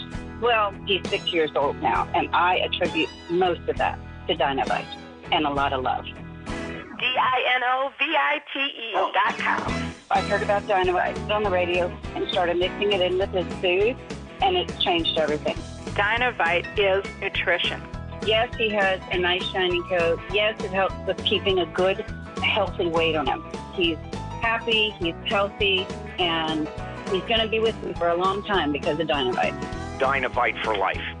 We take him to the vet now, and they can't believe it.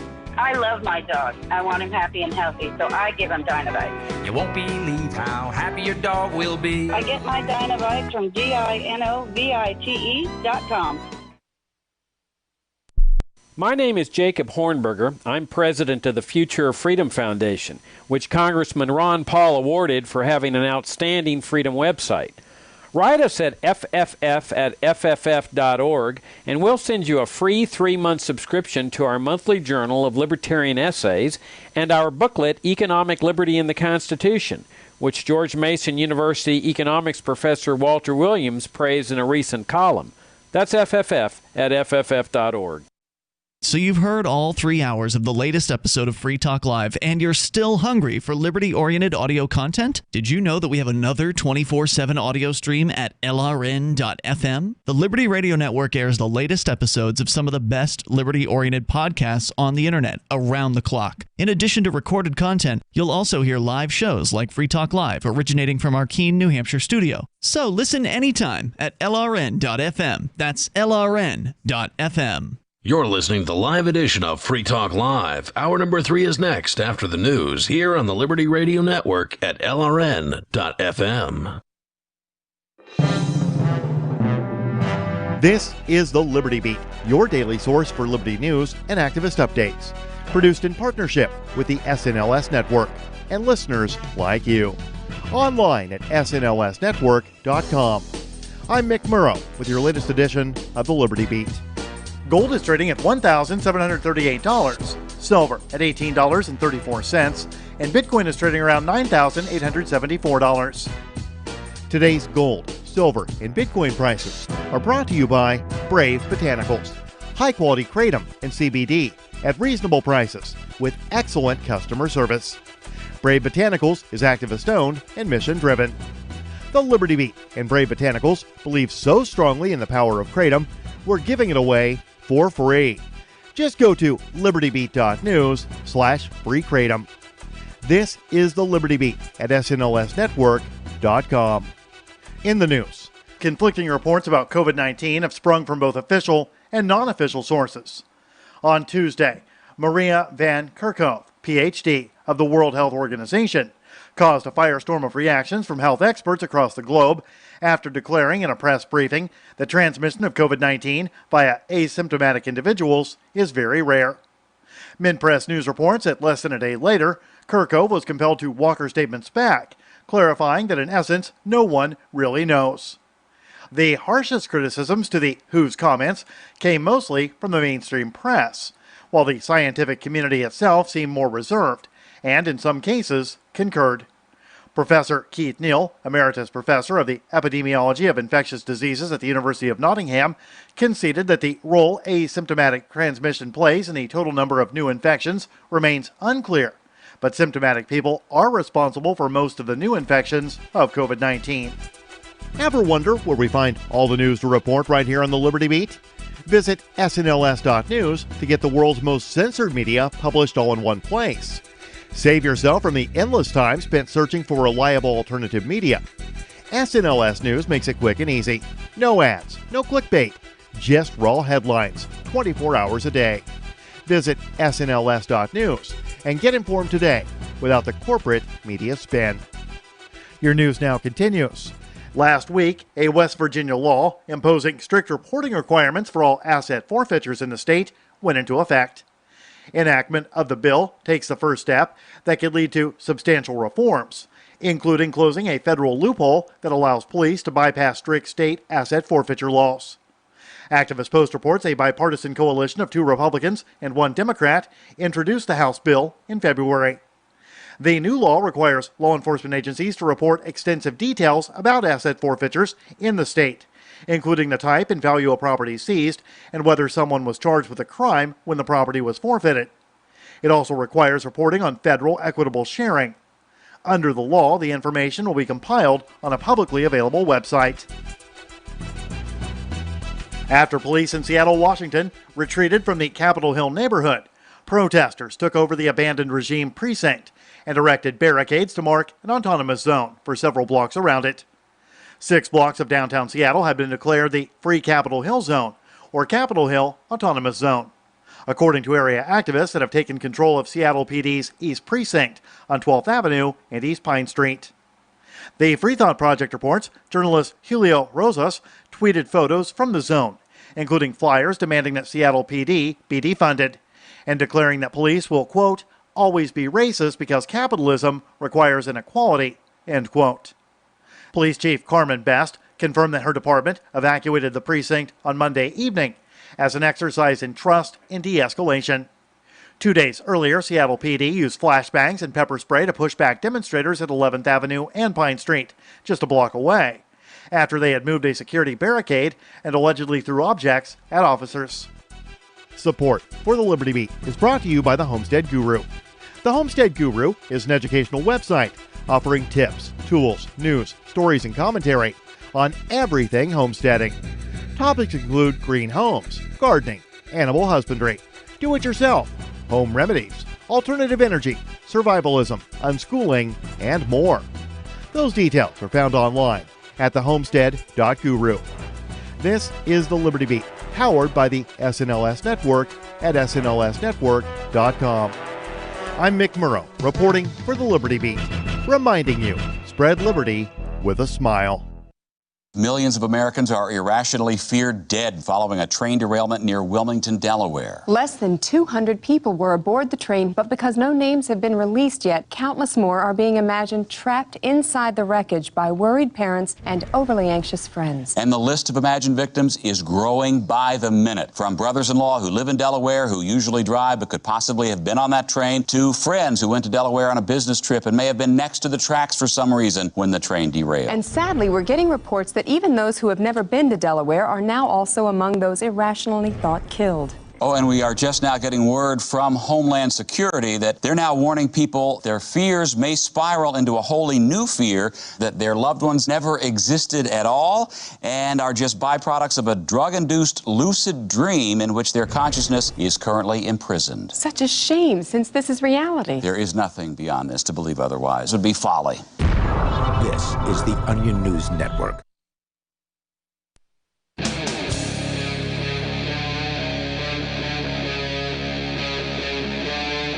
Free Talk Live. It's Free Talk Live. You can bring up what you want here. Hour number 3 is where we're at now. We are in the midst of a really interesting and detailed piece. You know, we don't normally spend that much time on one thing here, but this is a really unusual piece written by a former cop. Calls himself a former bastard cop. It's Confessions of a Former Bastard Cop. At Medium.com, the author is Officer A.Cab. And we're going to continue with that. With you tonight, though, it's Ian. Mark. Aria. And so after summing up, some of the crazy stuff that happens with the indoctrination of the police in police training, how in the variety of different ways that police tell lies to people just to get them to obey or trick them into confessions and things like that, going over some of the just absolutely outrageous brainwashing they're doing of the police in the academy, he then gets into takeaways, recommendations from... He says, from this, if you take nothing else away from this essay, I want you to tattoo this on your brain forever. If a police officer is telling you something, it is probably a lie designed to gain your compliance. Do not talk to cops and never, ever believe them. Do not, quote, try to be helpful, unquote, with cops. Do not assume they are trying to catch someone else instead of you. Do not assume that what they are doing is important or even legal. Under no circumstances assume any police officer is acting in good faith. Also, and this is important, do not talk to cops. I just remembered something. In bold, do not talk to cops.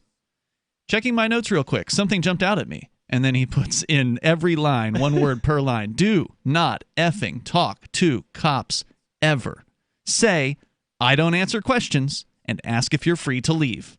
Now, he's not an attorney, but as I understand it, that's good advice. That is good advice. I've heard attorneys giving the same advice. Yeah. Don't answer questions. Yeah. I don't answer It's hard not to answer questions when you're in that position. That's the best way to do it, though. So that way you are answering by saying, I don't answer questions. So you're still saying something back. You still, because the police know you have a want to speak, right? Like there's this sort of it's a conversation. They're just talking to you, right? Like you want to talk to another human being. It's just sort of a natural thing that humans do. We talk, and so they take advantage of that. So you want to react, you want to say something back. Just say, I don't answer questions. Well, even beyond that, when you're in that situation, it's hard to remember that you don't have to answer their questions. Right. As a matter of fact, the Supreme Court has come out recently. Yeah. The last few years and said that in order to remain silent, you must tell them that you're remaining silent. And saying I don't answer questions effectively accomplishes that. I think it does too. But I just want to make sure that this isn't, this isn't three crazy libertarians giving you advice. This is pretty much the advice of every lawyer you're ever going to talk to. Yep. Should I talk to police? No. And the answer is just no. And look, I'm not trying to say that I hate cops. I don't. But you shouldn't talk to them because it's their job to throw you in jail. I mean, you're there. The criminal is elsewhere, whomever the criminal is. Whoever you think the bad guy is, he's not there. You are. And he's you're probably the easy wearing one the badge. to arrest. The bad guy's wearing the badge in a lot of cases. I don't know if I'm prepared to say that, but well, it if they're sounds telling like lies, it's based on what Officer A.Cab here has written. Well, I get why they allow police officers to tell lies. I don't. Okay, I do. It's to try to catch a bad guy doing bad things. You can't uphold justice by being unjust. Well, let me go back one step. Remember how we said if police officers weren't enforcing the drug laws in this country, that they were just after rapists and murderers and arsonists, that there wouldn't be a problem today? Like people wouldn't be arguing? And I don't want to argue with you about what you think about cops based on the world as it is today, when what my argument is that we need to stop the drug war, and then you won't have cops. Like, we need to stop the drug war not just for people who do drugs, but for the cops too. Well, that's only one thing, right? They're still going to be going after other people for other BS things. Whatever BS there is that's on the books, there's going to be plenty of it. But it will be a large factor. It's a large factor. So he says, I don't answer questions, and ask if you're free to leave. If so, leave. If not, tell them you want your lawyer and that per the Supreme Court, they must terminate questioning. If they don't, file a complaint and collect some badges for your mantle. Do the bastards ever help? He asks. Reading the above, you may be tempted... He makes it sound so simple to hold police accountable. Well, it is simple, but it's not easy. Okay. Right? Those are simple recommendations. Sure. And they are effective. Reading the above, you may, and I would also add record video if you can. You may be tempted to ask whether cops do anything good, and the answer is sure, sometimes. In fact, most officers I worked with thought they were usually helping the helpless and protecting the safety of innocent people. During my tenure in law enforcement, I protected women from domestic abusers, arrested cold-blooded murderers and child molesters, and comforted families who lost children to car accidents and other tragedies. I helped connect struggling people in my community with local resources for food, shelter, and counseling. I de-escalated situations that could have turned violent, and talked a lot of people down for making the biggest mistake of their lives. I worked with plenty of officers who were individually kind, bought food for homeless residents, or otherwise showed care for their community. How many great acts? I mean, these all sound like great acts, and I'll bet you it's not just this guy. It's almost all officers do, great acts. Now, how many great acts versus a criminal act is an acceptable ratio? Now, if you were to believe... Are you asking me? Because my answer is 0. Right, and I think that's what society sees. And I think that's a bit of a problem, right? Like, human beings do bad things. Sure, but you can't have your cops have to be above that. I think they should be. Yeah. Well, and I think if they're not above that, they don't have the right to be cops. Well, and if they do a bad thing, they should pay the price, and that doesn't happen. They're protected. I think you'll do a lot better I think that the single biggest thing you can do to fix policing in America is do away with the drug war. Well, he's got some other suggestions here in just a moment. He says the question is this: did I need a gun and sweeping police powers to help the average person on the average night? The answer is no. When I was doing my best work as a cop, I was doing mediocre work as a therapist or social worker. My good deeds were listening to people failed by the system and trying to unite them with any crumbs of resources the structure was currently denying them. It's also important to note that well over 90% of the calls for service I handled were reactive, showing up well after a crime had taken place. We would arrive, take a statement, collect evidence, if any, file the report, and on to the next caper. Most, quote, active crimes that we stopped were someone harmlessly possessing or selling small amounts of drugs. Very, very rarely would we stop something dangerous in progress or stop something from happening entirely. The closest we would usually get was seeing someone running away from the scene of a crime, but the damage was still done. And consider this. My job as a police officer required me to be a marriage counselor, mental health crisis professional, a conflict negotiator, social worker, child advocate, traffic safety expert, a sexual assault specialist, and every once in a while, a public safety officer authorized to use force, all after only 1,000 hours of training at a police academy. Does the person we send to catch a robber also need to be the person that we send to interview a rape victim or document a fender bender? Should one profession be expected to do all that important community care with very little training all at the same time?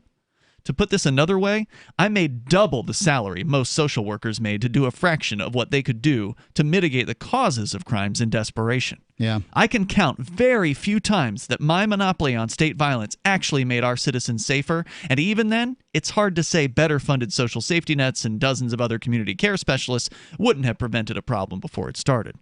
Armed, indoctrinated, and dare I say traumatized cops do not make you safer. Community mutual aid networks who can unite other people with the resources they need to stay fed, clothed, and housed make you safer.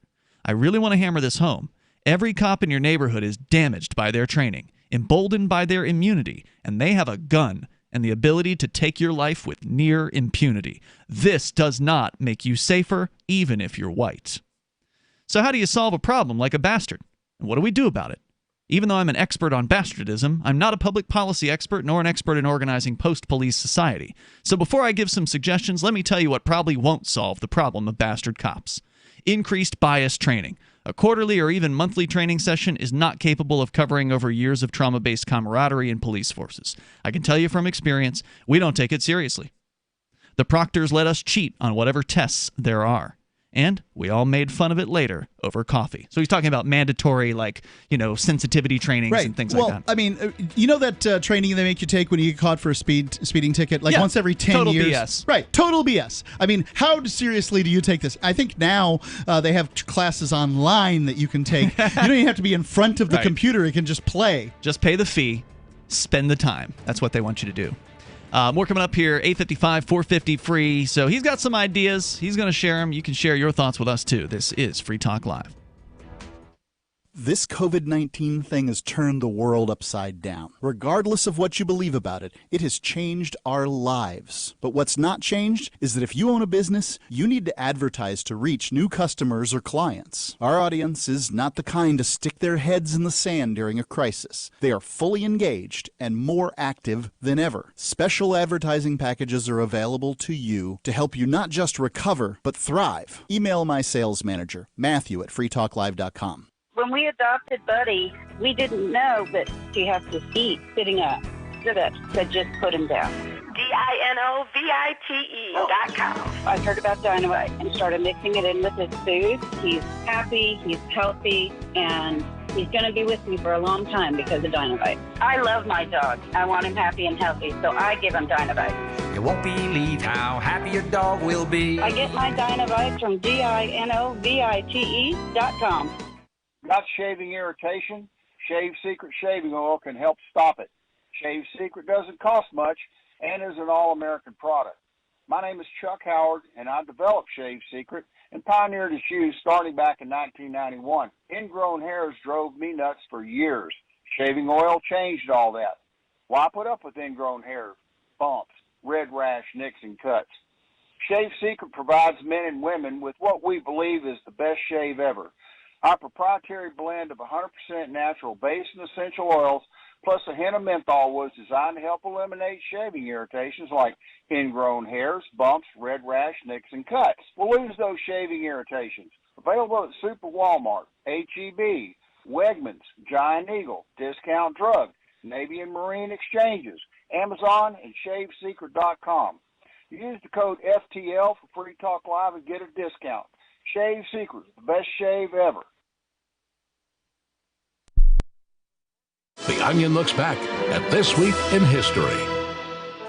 On July 17, 1980, Ronald Reagan accepted the nomination for president at the Republican National Convention in Detroit and delivered a speech in which he boldly promised that during his presidency, someone would body slam Andre the Giant. While admitting that the road would be long and hard, and that it might take as long as 7 years and 2 WrestleManias to get there, the former California governor vowed that under his administration, somebody, perhaps Ricky the Dragon Steamboat or a hulked-up Hulk Hogan, would grab hold of the 500-pound behemoth and send his massive body smashing to the mat. The Republican nominee also went on to promise that by the end of his first term, Joni would marry Chachi, hair metal would achieve mainstream airplay, and Shelley Long would successfully make the leap from television to film. This is the Onion News Network. If you want to know the latest about Free Talk Live before we go on the air, all you need to decide is how you want it delivered. It's your choice. Visit news.freetalklive.com to receive our usually weekly news updates by email. Plus, we have a Twitter account at twitter.freetalklive.com, and you can follow us on the decentralized Mastodon platform at toot.freetalklive.com. So please follow us at toot.freetalklive.com and sign up for our emails at news.freetalklive.com. Bitcoin.com has launched a trading platform at local.bitcoin.com, allowing you to buy or sell Bitcoin Cash via dozens of payment methods like PayPal, Venmo, bank deposit, remittances, or meeting in person with cash. There are no ID requirements to sign up for and use the site, and all communications between buyers and sellers are encrypted. Finally, a global trading platform that respects your privacy. Visit local.bitcoin.com to get started trading Bitcoin Cash. local.bitcoin.com. Join the LRN.FM Discord for live chat 24/7 at discord.lrn.fm. That's discord.lrn.fm.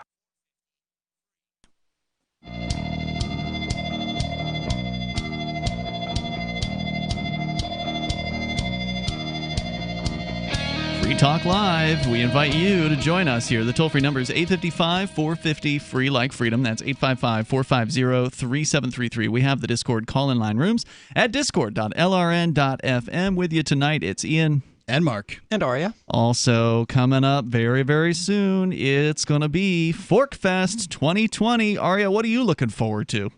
The entire thing, man. Yeah? Yeah. All 2 weeks of it? All 2 weeks of it, yeah. Because I'm a lunatic like that. I'm like, hey, yeah, why not? Let's go spend 2 weeks in the rugged mountains where even the motel room is not very luxurious. It isn't, but that's okay. It is. It I mean, beats that's not sleeping on the point. ground. It does. It does indeed. Yeah, I love it. And it's a lot of fun. The culture, the communities there, it's fantastic. That's what I'm looking forward to. You can go to forkfest.party. You can learn more about the event. We've been promoting it as June 29th until July 5th, and that's, I think, what most people are going to consider to be the pure Forkfest week, but it now has expanded because the Porcupine Freedom Festival sort of cut back their festival, so now both festivals can exist at the same time. So some people are going to start celebrating Forkfest on June 22nd at Rogers Campground, but again, the main week will be June 29th through July 5th. Over at Rogers Campground, you can go to give them a call and reserve your either campsite or RV site or your motel room. It is up to you, and I think it's going to be a great event. Maybe it'll end up being bigger than last year. I really don't know what to expect, whether it's going to be bigger or about the same size, but it will be a good time, and there are a number of people who are planning on coming out to it, including first-timers, people who've never been to Forkfest before. So if you can come on out, join us, you definitely should do that. It's a decentralized libertarian camping festival. There's no organizers. You just kind of do your own thing, whatever that is that you want to do. Maybe you just want to kind of hang out and camp with other people. That's cool. Or maybe you want to create something for other people to experience. So, Aria, I know that you and Captain Kickass and I think it was Michael are putting together a band. We are. And we're going to be... Your first Forkfest. Performance? Yes. Will be at Forkfest. And it will also be Forkfest's first performance. That's true. So first live musical performance in the 4 years that Forkfest has happened. But, I mean, now somebody's going to bring an acoustic guitar and like beat us to it just to do it, you know? Maybe. Forkfest.party. Go there, learn more as we go back to the former bastard cop, as he describes himself. He's obviously sorry for what he's done. He's trying to make things as right as he can after the fact by talking some truth, specifically about what is not going to solve the problem of bad cops. He points out more of this mandatory sensitivity bias training. He says the cops think it's BS. They don't take it seriously. Tougher laws? He says that's not going to work. I hope you understand by now, cops do not follow the law and will not hold each other accountable to it. Tougher laws are all the more reason to circle the wagons and protect your brothers and sisters, meaning your thin blue line. More community policing programs. He says, yeah, there's a marginal effect when a few cops get to know members of the community, but look at the protests of 2020. Many of the cops pepper spraying journalists were probably the nice school cop a month ago. Police officers do not protect and serve people. They protect and serve the status quo, polite society, and private property. Using the incremental mechanisms of the status quo will never reform the police, because the status quo relies on police violence to exist. And then he gets political here. He says, capitalism requires a permanent underclass to exploit for cheap labor, and it requires the cops to bring that underclass to heel. Instead of wasting time with minor tweaks, I recommend exploring the following ideas. Wait a second. Does the underclass work in the United States? I mean, in the lowest quintile, when you're talking about lowest quintile of earners in the United States, you take 325 million people, and you take 20% of them. Of those people, are they working? Well, there's a good chunk of that 325 million who are not working at all.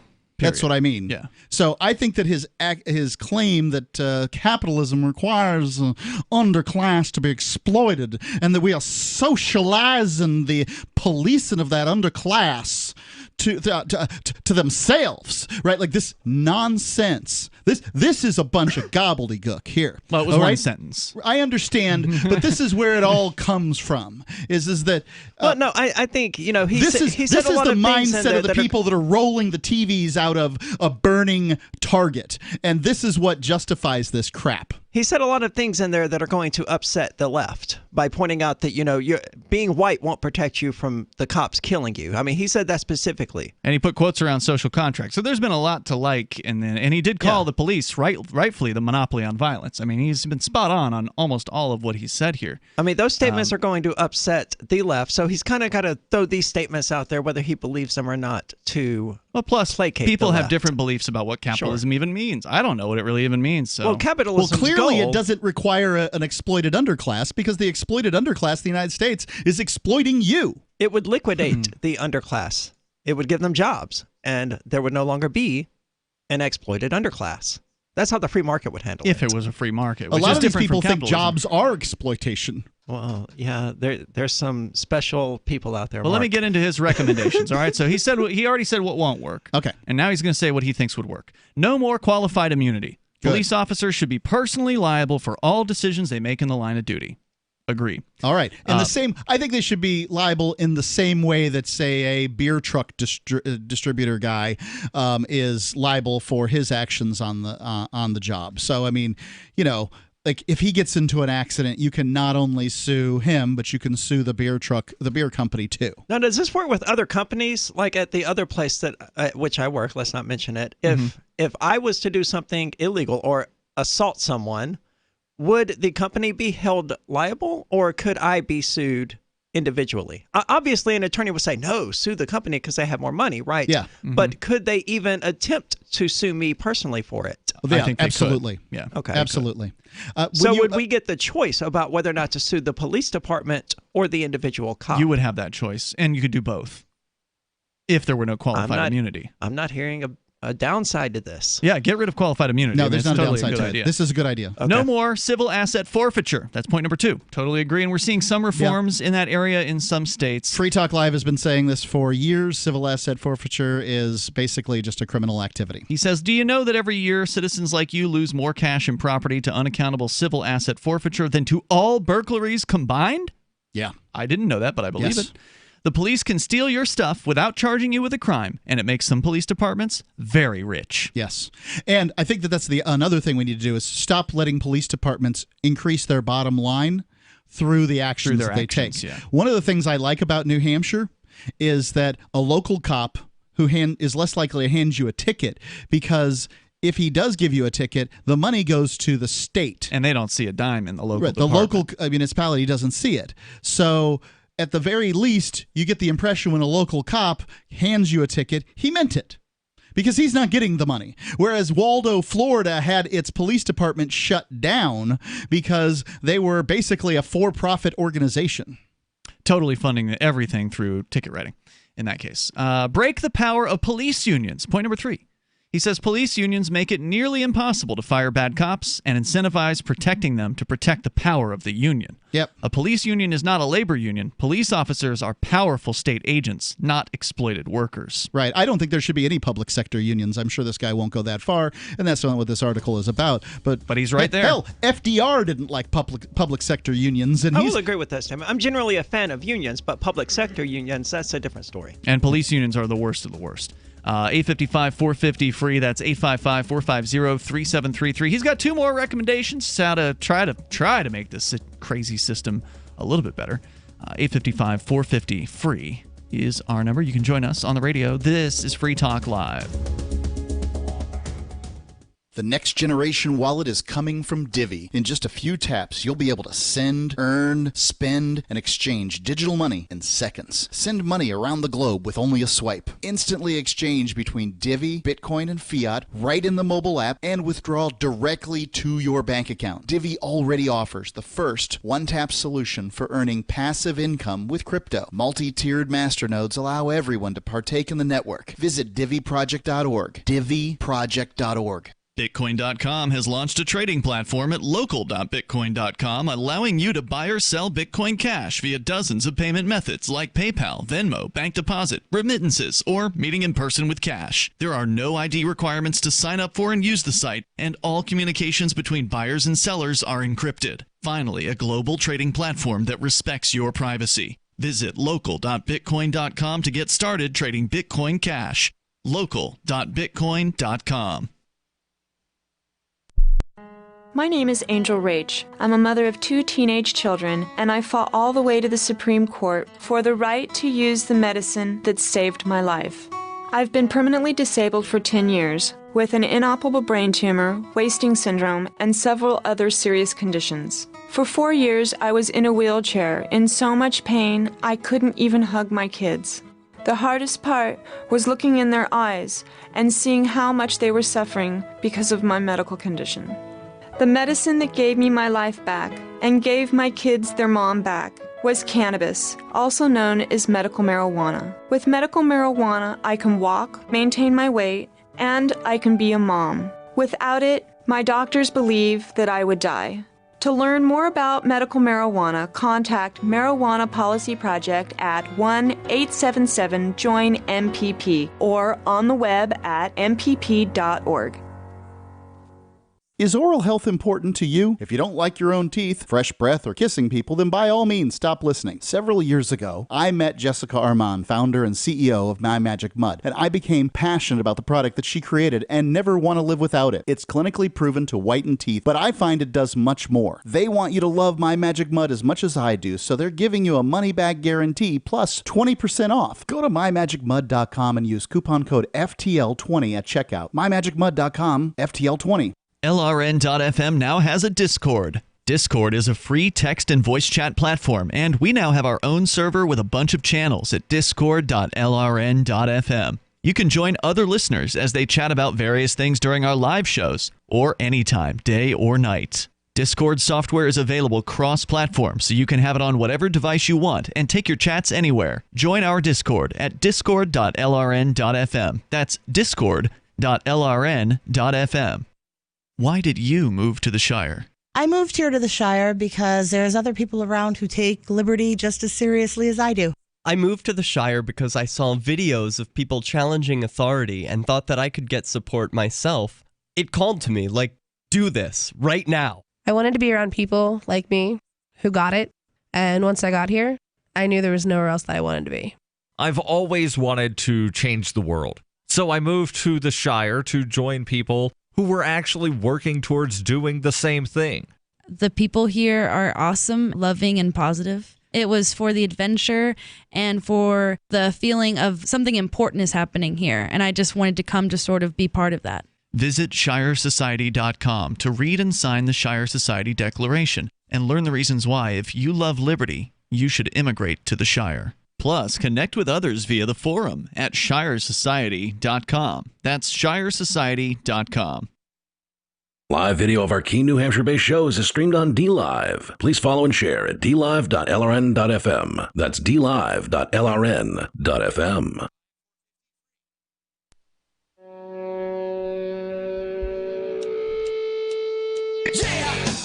Yep, it's Free Talk Live. You bring up what you want here. The toll-free number is 855-450-FREE. Like freedom, that's 855-450-3733. Mark, it's important to advertise even in an economic downturn, right? Yeah, I'm afraid so. There's a really great story about Wrigley's gum and what they did during World War II. They couldn't get the materials to make gum. You would think if they weren't going to be able to make gum for a series of years that they don't know how long it's going to be, they'd stop advertising. But Wrigley didn't think that was a good idea. He wanted to keep the market share that he had, and what it turned out was he basically conquered gum for decades after that, because he not How many other gum manufacturers can you think of? Hubba Bubba, but any of these might be owned by Wrigley's, and I don't know, right? I don't know. Hubba Bubba's a brand, right? Wrigley's. It's a make as opposed to a model, right? or something like that. Yeah, make. It's a model as opposed to a make. Mm-hmm. And yeah, I mean, it just goes to show how important branding is during times like this. Wrigley's went on to make advertisements saying, "Hey, we can't make gum right now, but we will. And when we're back, just understand we've been supporting our soldiers overseas." Just basically said it. Now, some people might consider that exploitative, but it's really just informative. Mm-hmm. There really was gum going to soldiers, and they were using the others for other gum to make tires and stuff like that. Mm-hmm. But yeah, I mean, that's what they had to do, and they did it with aplomb, and they were rewarded for decades. So if you would want to do some advertising with Free Talk Live, we're offering, certain offers, and they could reach out to you through your manager. It's Matthew at freetalklive.com. Yeah, the easiest way is just go through Matthew at freetalklive.com. You could send me an email at mark@freetalklive.com that I will then forward to Matthew. Right. As I see, I'll CC Matthew as I thank you for contacting me if you want. And people do want to do that because I've did that job for so long. But Matthew is doing a good job. So very good. So there you go. We're going to go to Dave Ridley. He's on our Discord server, and we'll get some more advice from this former cop who's got some ideas as to how to shape him up a little bit. Go ahead, Ridley. Hey, guys. I just got back from a Black Lives Matter demonstration here in Winchester. Really? Kind of in the middle of nowhere, but it attracted about 60 people, I think. Okay. And the most interesting thing I saw at this demonstration was that the police chief attended did it without a mask. How about that? I don't know how common that is, for both of those things to happen. And the other thing that was interesting to me was just that it all seemed a little bit less strident than I would have expected. It was a little bit more tolerant than I would have expected. I tried to go and ask the toughest questions I could think of, and everyone was very receptive. No one got angry at me for trying to ask relatively hard questions. Well, that's good to know. I've been to a few of these events myself, and I did see the police come to the Keene event, and they were holding signs that said, "We hear you," which is, of course, different than saying we are listening to you, and far different than saying we're going to change. But, it was a nice gesture on their part and probably a very smart move towards de-escalation. So I'll give them credit for that. The other thing that's consistently on my mind as this stuff goes forward is that one of the problems in Bosnia was that ethnicity was tied to political party, right? And so you had political movements that were connected too closely to political parties, and one was almost synonymous with the other. And that is something I don't like about a political movement that has an ethnic name right in the top, right? I mean, if you're naming a political movement after an ethnicity, that's usually a red flag. But nevertheless, you got to believe what you see, not what you hear. And I was really impressed with this Black Lives Matter support demonstration. Very cool. Thanks for the report. I'm sure we'll see video hitting your channel over at ridleyreport.com.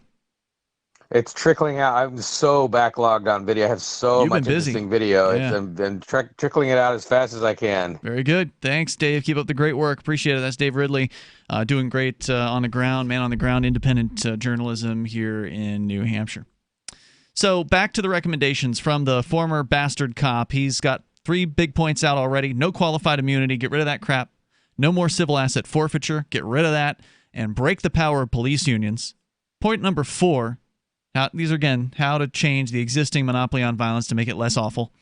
Require malpractice insurance. Doctors must pay for insurance in case they botch a surgery. Police officers should do the same for botching a police raid or any other use of force.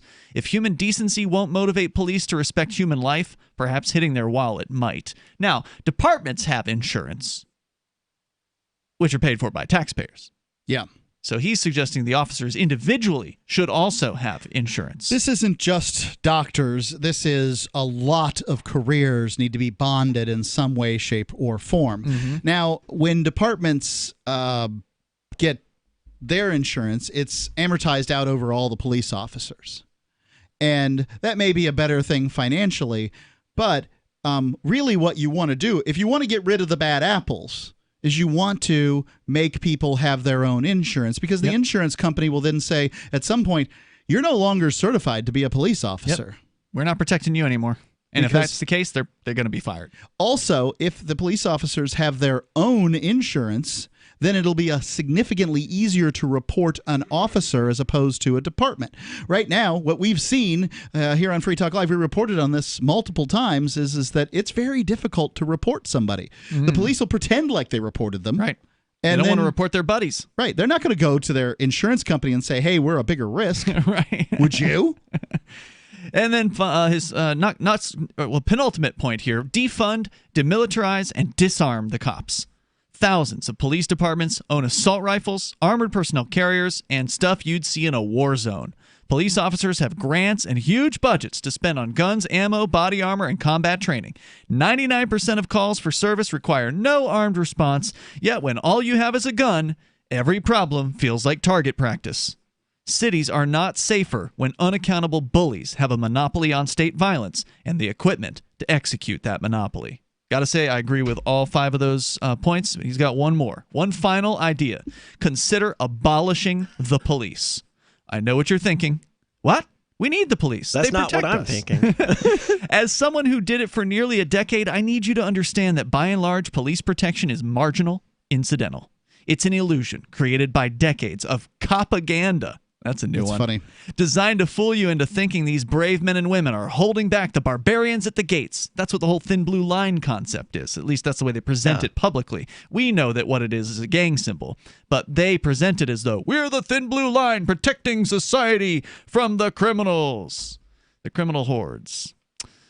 I alluded to this above, he writes. The vast majority of calls for service I handled were theft reports, burglaries reports, domestic arguments that hadn't escalated into violence, loud parties, homeless people loitering, traffic collisions, very minor drug possession, and arguments between neighbors.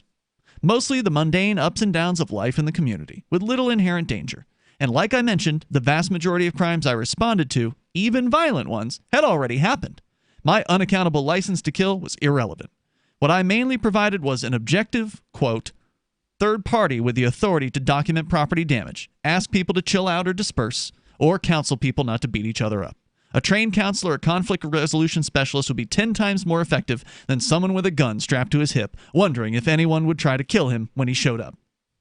There are many models for community safety that can be explored if we get away from the idea that the only way to be safe is to have a man with an M4 rifle prowling your neighborhood, ready at a moment's notice to write down your name and birthday after you've been robbed and beaten. You might be asking, what about the armed robbers, the gangsters, the drug dealers, the serial killers? And yes, in the city I worked, I regularly broke up gang parties, found gang members carrying guns, and handled homicides. I've seen some tragic things, from a reformed gangster shot in the head with his brains oozing out to a 15-year-old boy taking his last breath in his screaming mother's arms thanks to a gang member's bullet. I know the wages of violence. And this is where we have to have the courage to ask, why do people rob? Why do they join gangs? Why do they get addicted to drugs or sell them? It's not because they're inherently evil. I submit to you that these are the results of living in a capitalist system. He goes on here. We'll tell you more about that coming up in a moment. 855-450-FREE. That's 855-450-3733. But his reforms, I got to say, he's spot on with those suggestions. Yeah, I can't argue with him. If you're going to keep a police state, those are some important ideas. There's more coming up here. This is Free Talk Live. Houseflies defecate every 4 to 5 minutes, spreading diseases and germs. Protect your food and your health with Bug Assault, a miniaturized shotgun, which utilizes ordinary table salt as ammunition. Non-toxic, no batteries required. Only $39.95. Use discount code GCN and get an extra 10% off your purchase at bugassault.com. Fire your fly swatter. Get your Bug Assault today.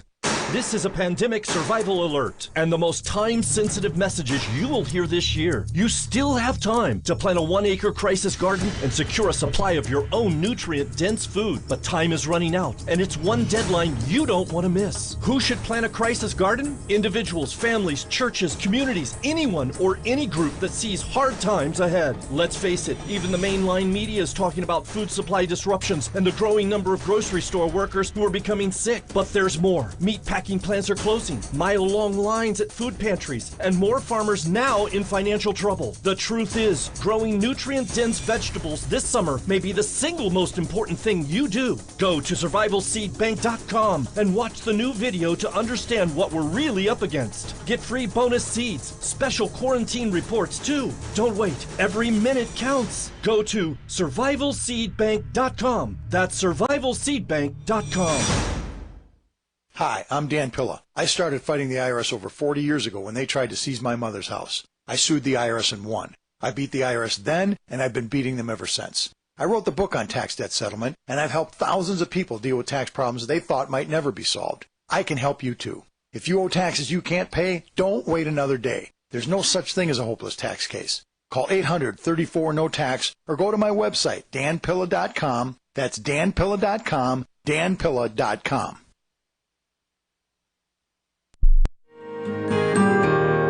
So the protection of life, liberty, and property is what the Free State Project is all about. But it's an effort to move 20,000 people who understand. It's about demonstrating to the entire country that, yeah, we can have a free market, a truly free market. Making it just a freer, great place to live.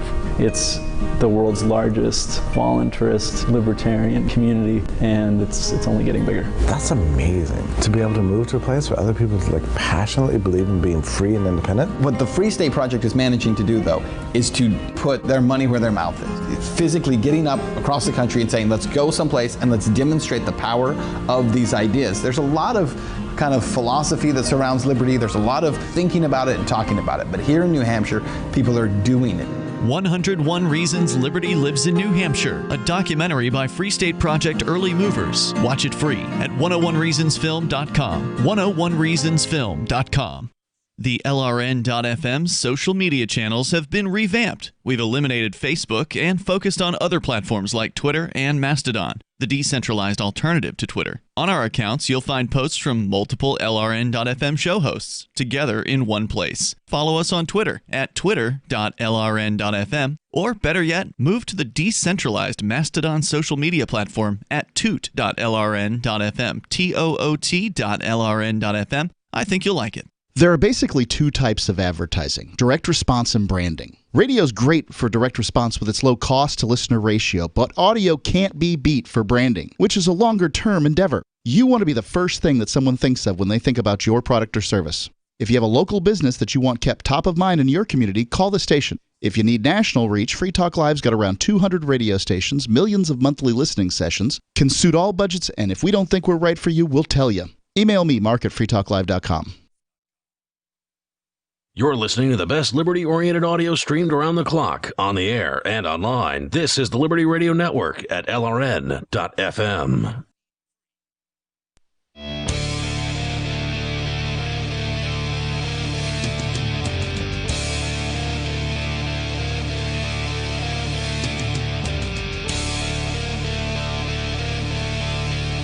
It's Free Talk Live. If you've got thoughts you want to share, you can join us. The toll-free number is 855-450-FREE. That's 855-450-3733. In what has been a mostly very informative and very interesting story written by a former cop, calling himself a former bastard cop, confessions therein, he gets a little utopian towards the end after some great ideas on some things that could be done immediately, like ending qualified immunity, breaking up police unions, requiring individual malpractice insurance, no more civil asset forfeiture, and defunding, demilitarizing, and disarming the police. He then goes on, and I'm going to skip most of this sort of utopian stuff where he gets into, the question of, well, why does crime happen? It's because people are in bad circumstances for the most part, right? Like they're just responding to that. So what if that's almost self-evident, right? Yeah, but so then he talks about, well, what if we had all these... It just wasn't capitalism that made it happen. I also would go so far as to say, as somebody who went from the lowest socioeconomic class in America, which is a convict, yes, I had some advantages in that I had a loving family that would help take care of me a little bit getting out, but I had to go get a job. And it's not like, it's not like they gave me $1 million or something like that. I had to go from the lowest class to the middle class. I think anybody can do it. It's not easy, but it's simple. Sure. It's a simple answer. Don't spend money.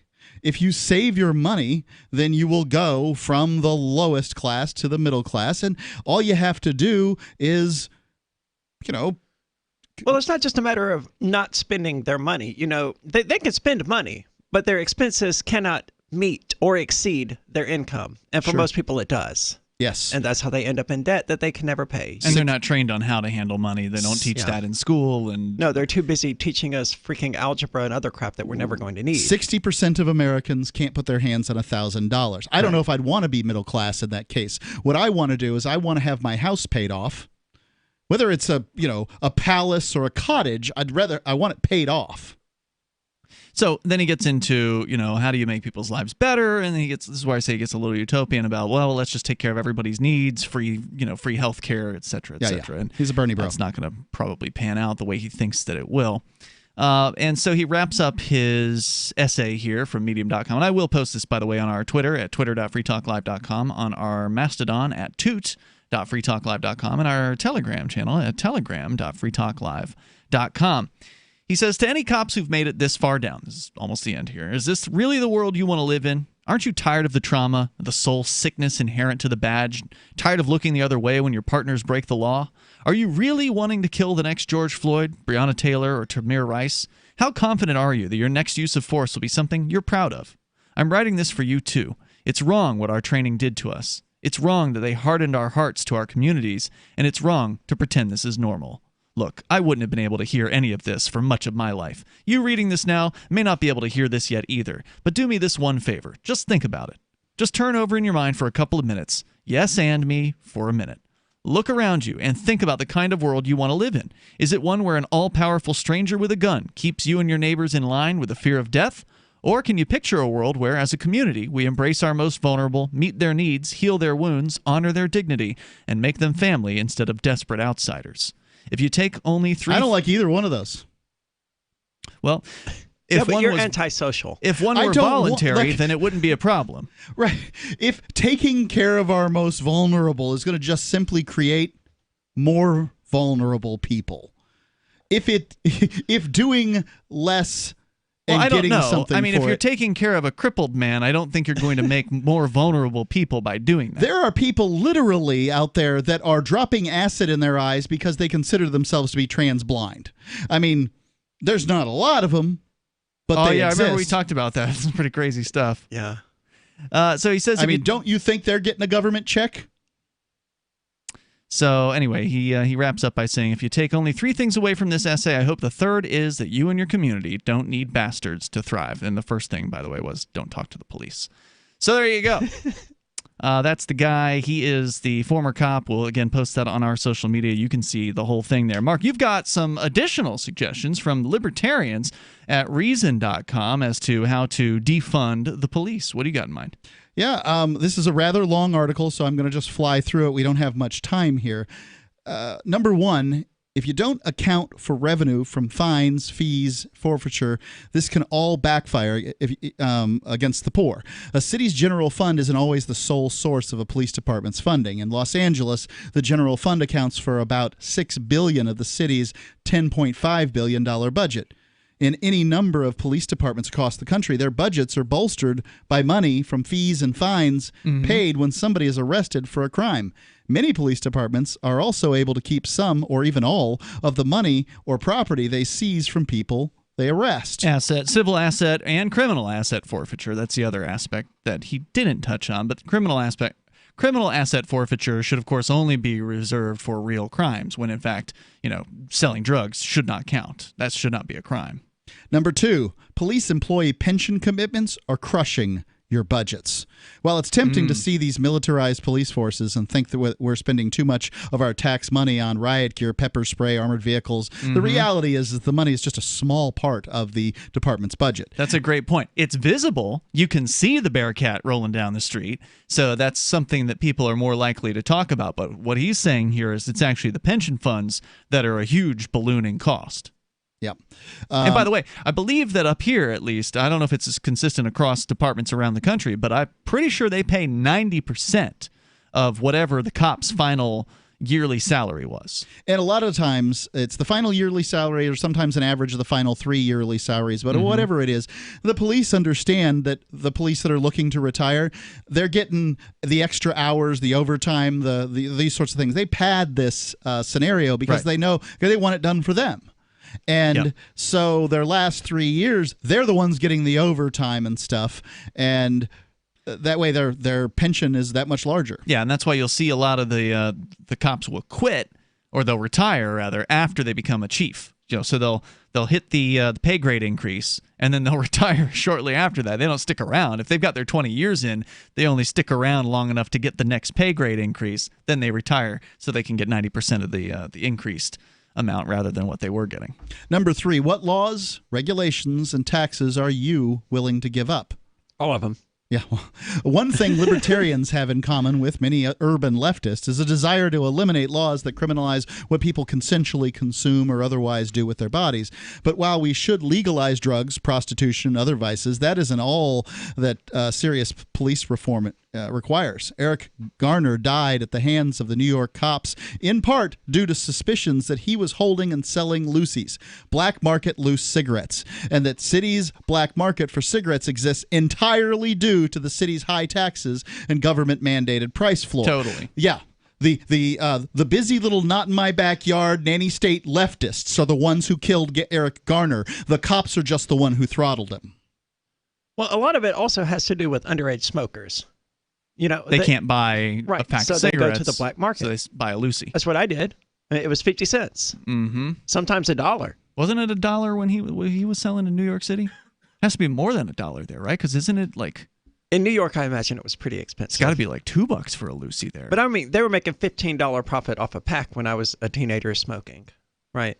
There, you're going to pay $15 for a pack. You're paying almost $1 a cigarette. Why not just vape? Because you can't vape if you're under 18 either. Well, it's a hell of a lot easier to get the equipment, and you can vape for a lot longer on a cigarette. Is it? Because then you're not buying loosies off a guy on the street. You have to find a friend, somebody a trusted who wants to go in and person buy who's willing to do this illegal thing for you. I mean, they can find it. Yeah, for sure. If you're in high school, it's probably easier to get alcohol as a 17-year-old than it is to get. When I was a kid, we walked in and bought cigarettes. All right, so I don't know what this is like. Stores. But I'll say this: when it came to liquor, I couldn't really get it on my own, so I just find people to do it for me. It wasn't very hard for me. I suppose it's harder for others. I don't know. Yeah. Yeah. I found liquor to be easier to acquire than tobacco. I will say this, though, is I probably would have preferred to drink beer or wine coolers, but I got liquor because it was compact. A bottle of vodka I could put in my backpack. A case of beer, I couldn't. Yeah, it's hard to conceal that. It's certainly, can you imagine clopping along sooner or later when the pop's top? All right, so that's your story for tonight. Check out more of Aria. Plug a website, Aria. What do you got? Off the top of my head? Yeah. I don't have one. You don't have a website? I mean, I have the reformedsatanicchurch.com, but I mean, it's not finished. Wait, was it the Reformed? No, it's reformedsatanicchurch.com. Reformed Satanic Church. I hope it's real reformed. It is. You're running for office. We should have mentioned yes, that. I am. We should have mentioned that. Yeah, for people who actually are sick of the police system and want change, hey, I don't intend to do the job. Vote for the Satanist. Vote for the Satanist tranny in the room who will not be the sheriff if elected. I just wanted to be on the radio. What's your sheriff website? Do you have that one up? Not yet. I still own the domain name, though, so there's that. Coming soon. Coming soon. We'll let you know when that's available. Meanwhile, you can join us online in the meantime at freetalklive.com, and we'll see you tomorrow night. Remember when you first heard about Bitcoin? How long did it take you to realize this little project would soon change the world? Do you kind of wish you had got involved sooner? Well, now is your chance to be a part of the next revolution in money. Intercoin is working to finally make crypto go mainstream. It's designed to be scalable enough to support everyday payments and even elections without the state. Bitcoin was originally supposed to be a peer-to-peer cash system, the way we would all pay one another without having to trust any third party. But instead, over time, it mostly became a store of value. That's because every 10 minutes, the Bitcoin network must put all transactions into a block, and that block can only hold so much. If crypto is to become mainstream for people to use it for everyday payments, we need a new architecture, one that is as secure as Bitcoin while being far more scalable. Check out intercoin.org to find out more and maybe pick up some of those coins for yourself. Looking for a great real estate investment? Consider New Hampshire, which is ground zero for the Liberty Movement. Your first call should be to Mark Worden from Porcupine Real Estate. He's more than just a real estate agent. He's your New Hampshire concierge. Where are the best places to live? Do you want farm, city, the burbs, or forest? Do you want a duplex or multifamily building so that renters pay your mortgage? There are homes in all price ranges in New Hampshire, and Mark can help with financing too. Invest in liberty and property. Mark Worden can help. PorcupineRealEstate.com. There are lots of ways to listen to Free Talk Live. Our podcast has been around since podcasts began, and now the FTL feed is loaded with content besides our full show archives. Did you know that we make it easy for you to customize your podcast subscriptions? We have different feeds, one that includes only our full shows, one with just the Daily Digest, and our main feed that includes everything. You decide what you listen to. It's quick and easy to customize your feeds at feeds.freetalklive.com. That's feeds.freetalklive.com. The latest episode of Declare Your Independence with Ernest Hancock is next after the news on the Liberty Radio Network at LRN.FM. This is the Liberty Beat, your daily source for Liberty news and activist updates. Produced in partnership with the SNLS Network and listeners like you. Online at snlsnetwork.com. I'm Mick Murrow with your latest edition of the Liberty Beat. Gold is trading at $1,738, silver at $18.34, and Bitcoin is trading around $9,874. Today's gold, silver, and Bitcoin prices are brought to you by Brave Botanicals, high-quality kratom and CBD at reasonable prices with excellent customer service. Brave Botanicals is activist-owned and mission-driven. The Liberty Beat and Brave Botanicals believe so strongly in the power of kratom, we're giving it away for free. Just go to libertybeat.news/free kratom. This is the Liberty Beat at snlsnetwork.com. In the news, conflicting reports about COVID-19 have sprung from both official and non-official sources. On Tuesday, Maria Van Kerkhove, PhD of the World Health Organization, caused a firestorm of reactions from health experts across the globe after declaring in a press briefing that transmission of COVID-19 via asymptomatic individuals is very rare. Minpress News reports that less than a day later, Kerkhove was compelled to walk her statements back, clarifying that in essence, no one really knows. The harshest criticisms to the WHO's comments came mostly from the mainstream press, while the scientific community itself seemed more reserved, and in some cases, concurred. Professor Keith Neal, Emeritus Professor of the Epidemiology of Infectious Diseases at the University of Nottingham, conceded that the role asymptomatic transmission plays in the total number of new infections remains unclear, but symptomatic people are responsible for most of the new infections of COVID-19. Ever wonder where we find all the news to report right here on the Liberty Beat? Visit snls.news to get the world's most censored media published all in one place. Save yourself from the endless time spent searching for reliable alternative media. SNLS News makes it quick and easy. No ads, no clickbait, just raw headlines, 24 hours a day. Visit snls.news and get informed today without the corporate media spin. Your news now continues. Last week, a West Virginia law imposing strict reporting requirements for all asset forfeitures in the state went into effect. Enactment of the bill takes the first step that could lead to substantial reforms, including closing a federal loophole that allows police to bypass strict state asset forfeiture laws. Activist Post reports a bipartisan coalition of 2 Republicans and 1 Democrat introduced the House bill in February. The new law requires law enforcement agencies to report extensive details about asset forfeitures in the state, including the type and value of property seized and whether someone was charged with a crime when the property was forfeited. It also requires reporting on federal equitable sharing. Under the law, the information will be compiled on a publicly available website. After police in Seattle, Washington retreated from the Capitol Hill neighborhood, protesters took over the abandoned regime precinct and erected barricades to mark an autonomous zone for several blocks around it.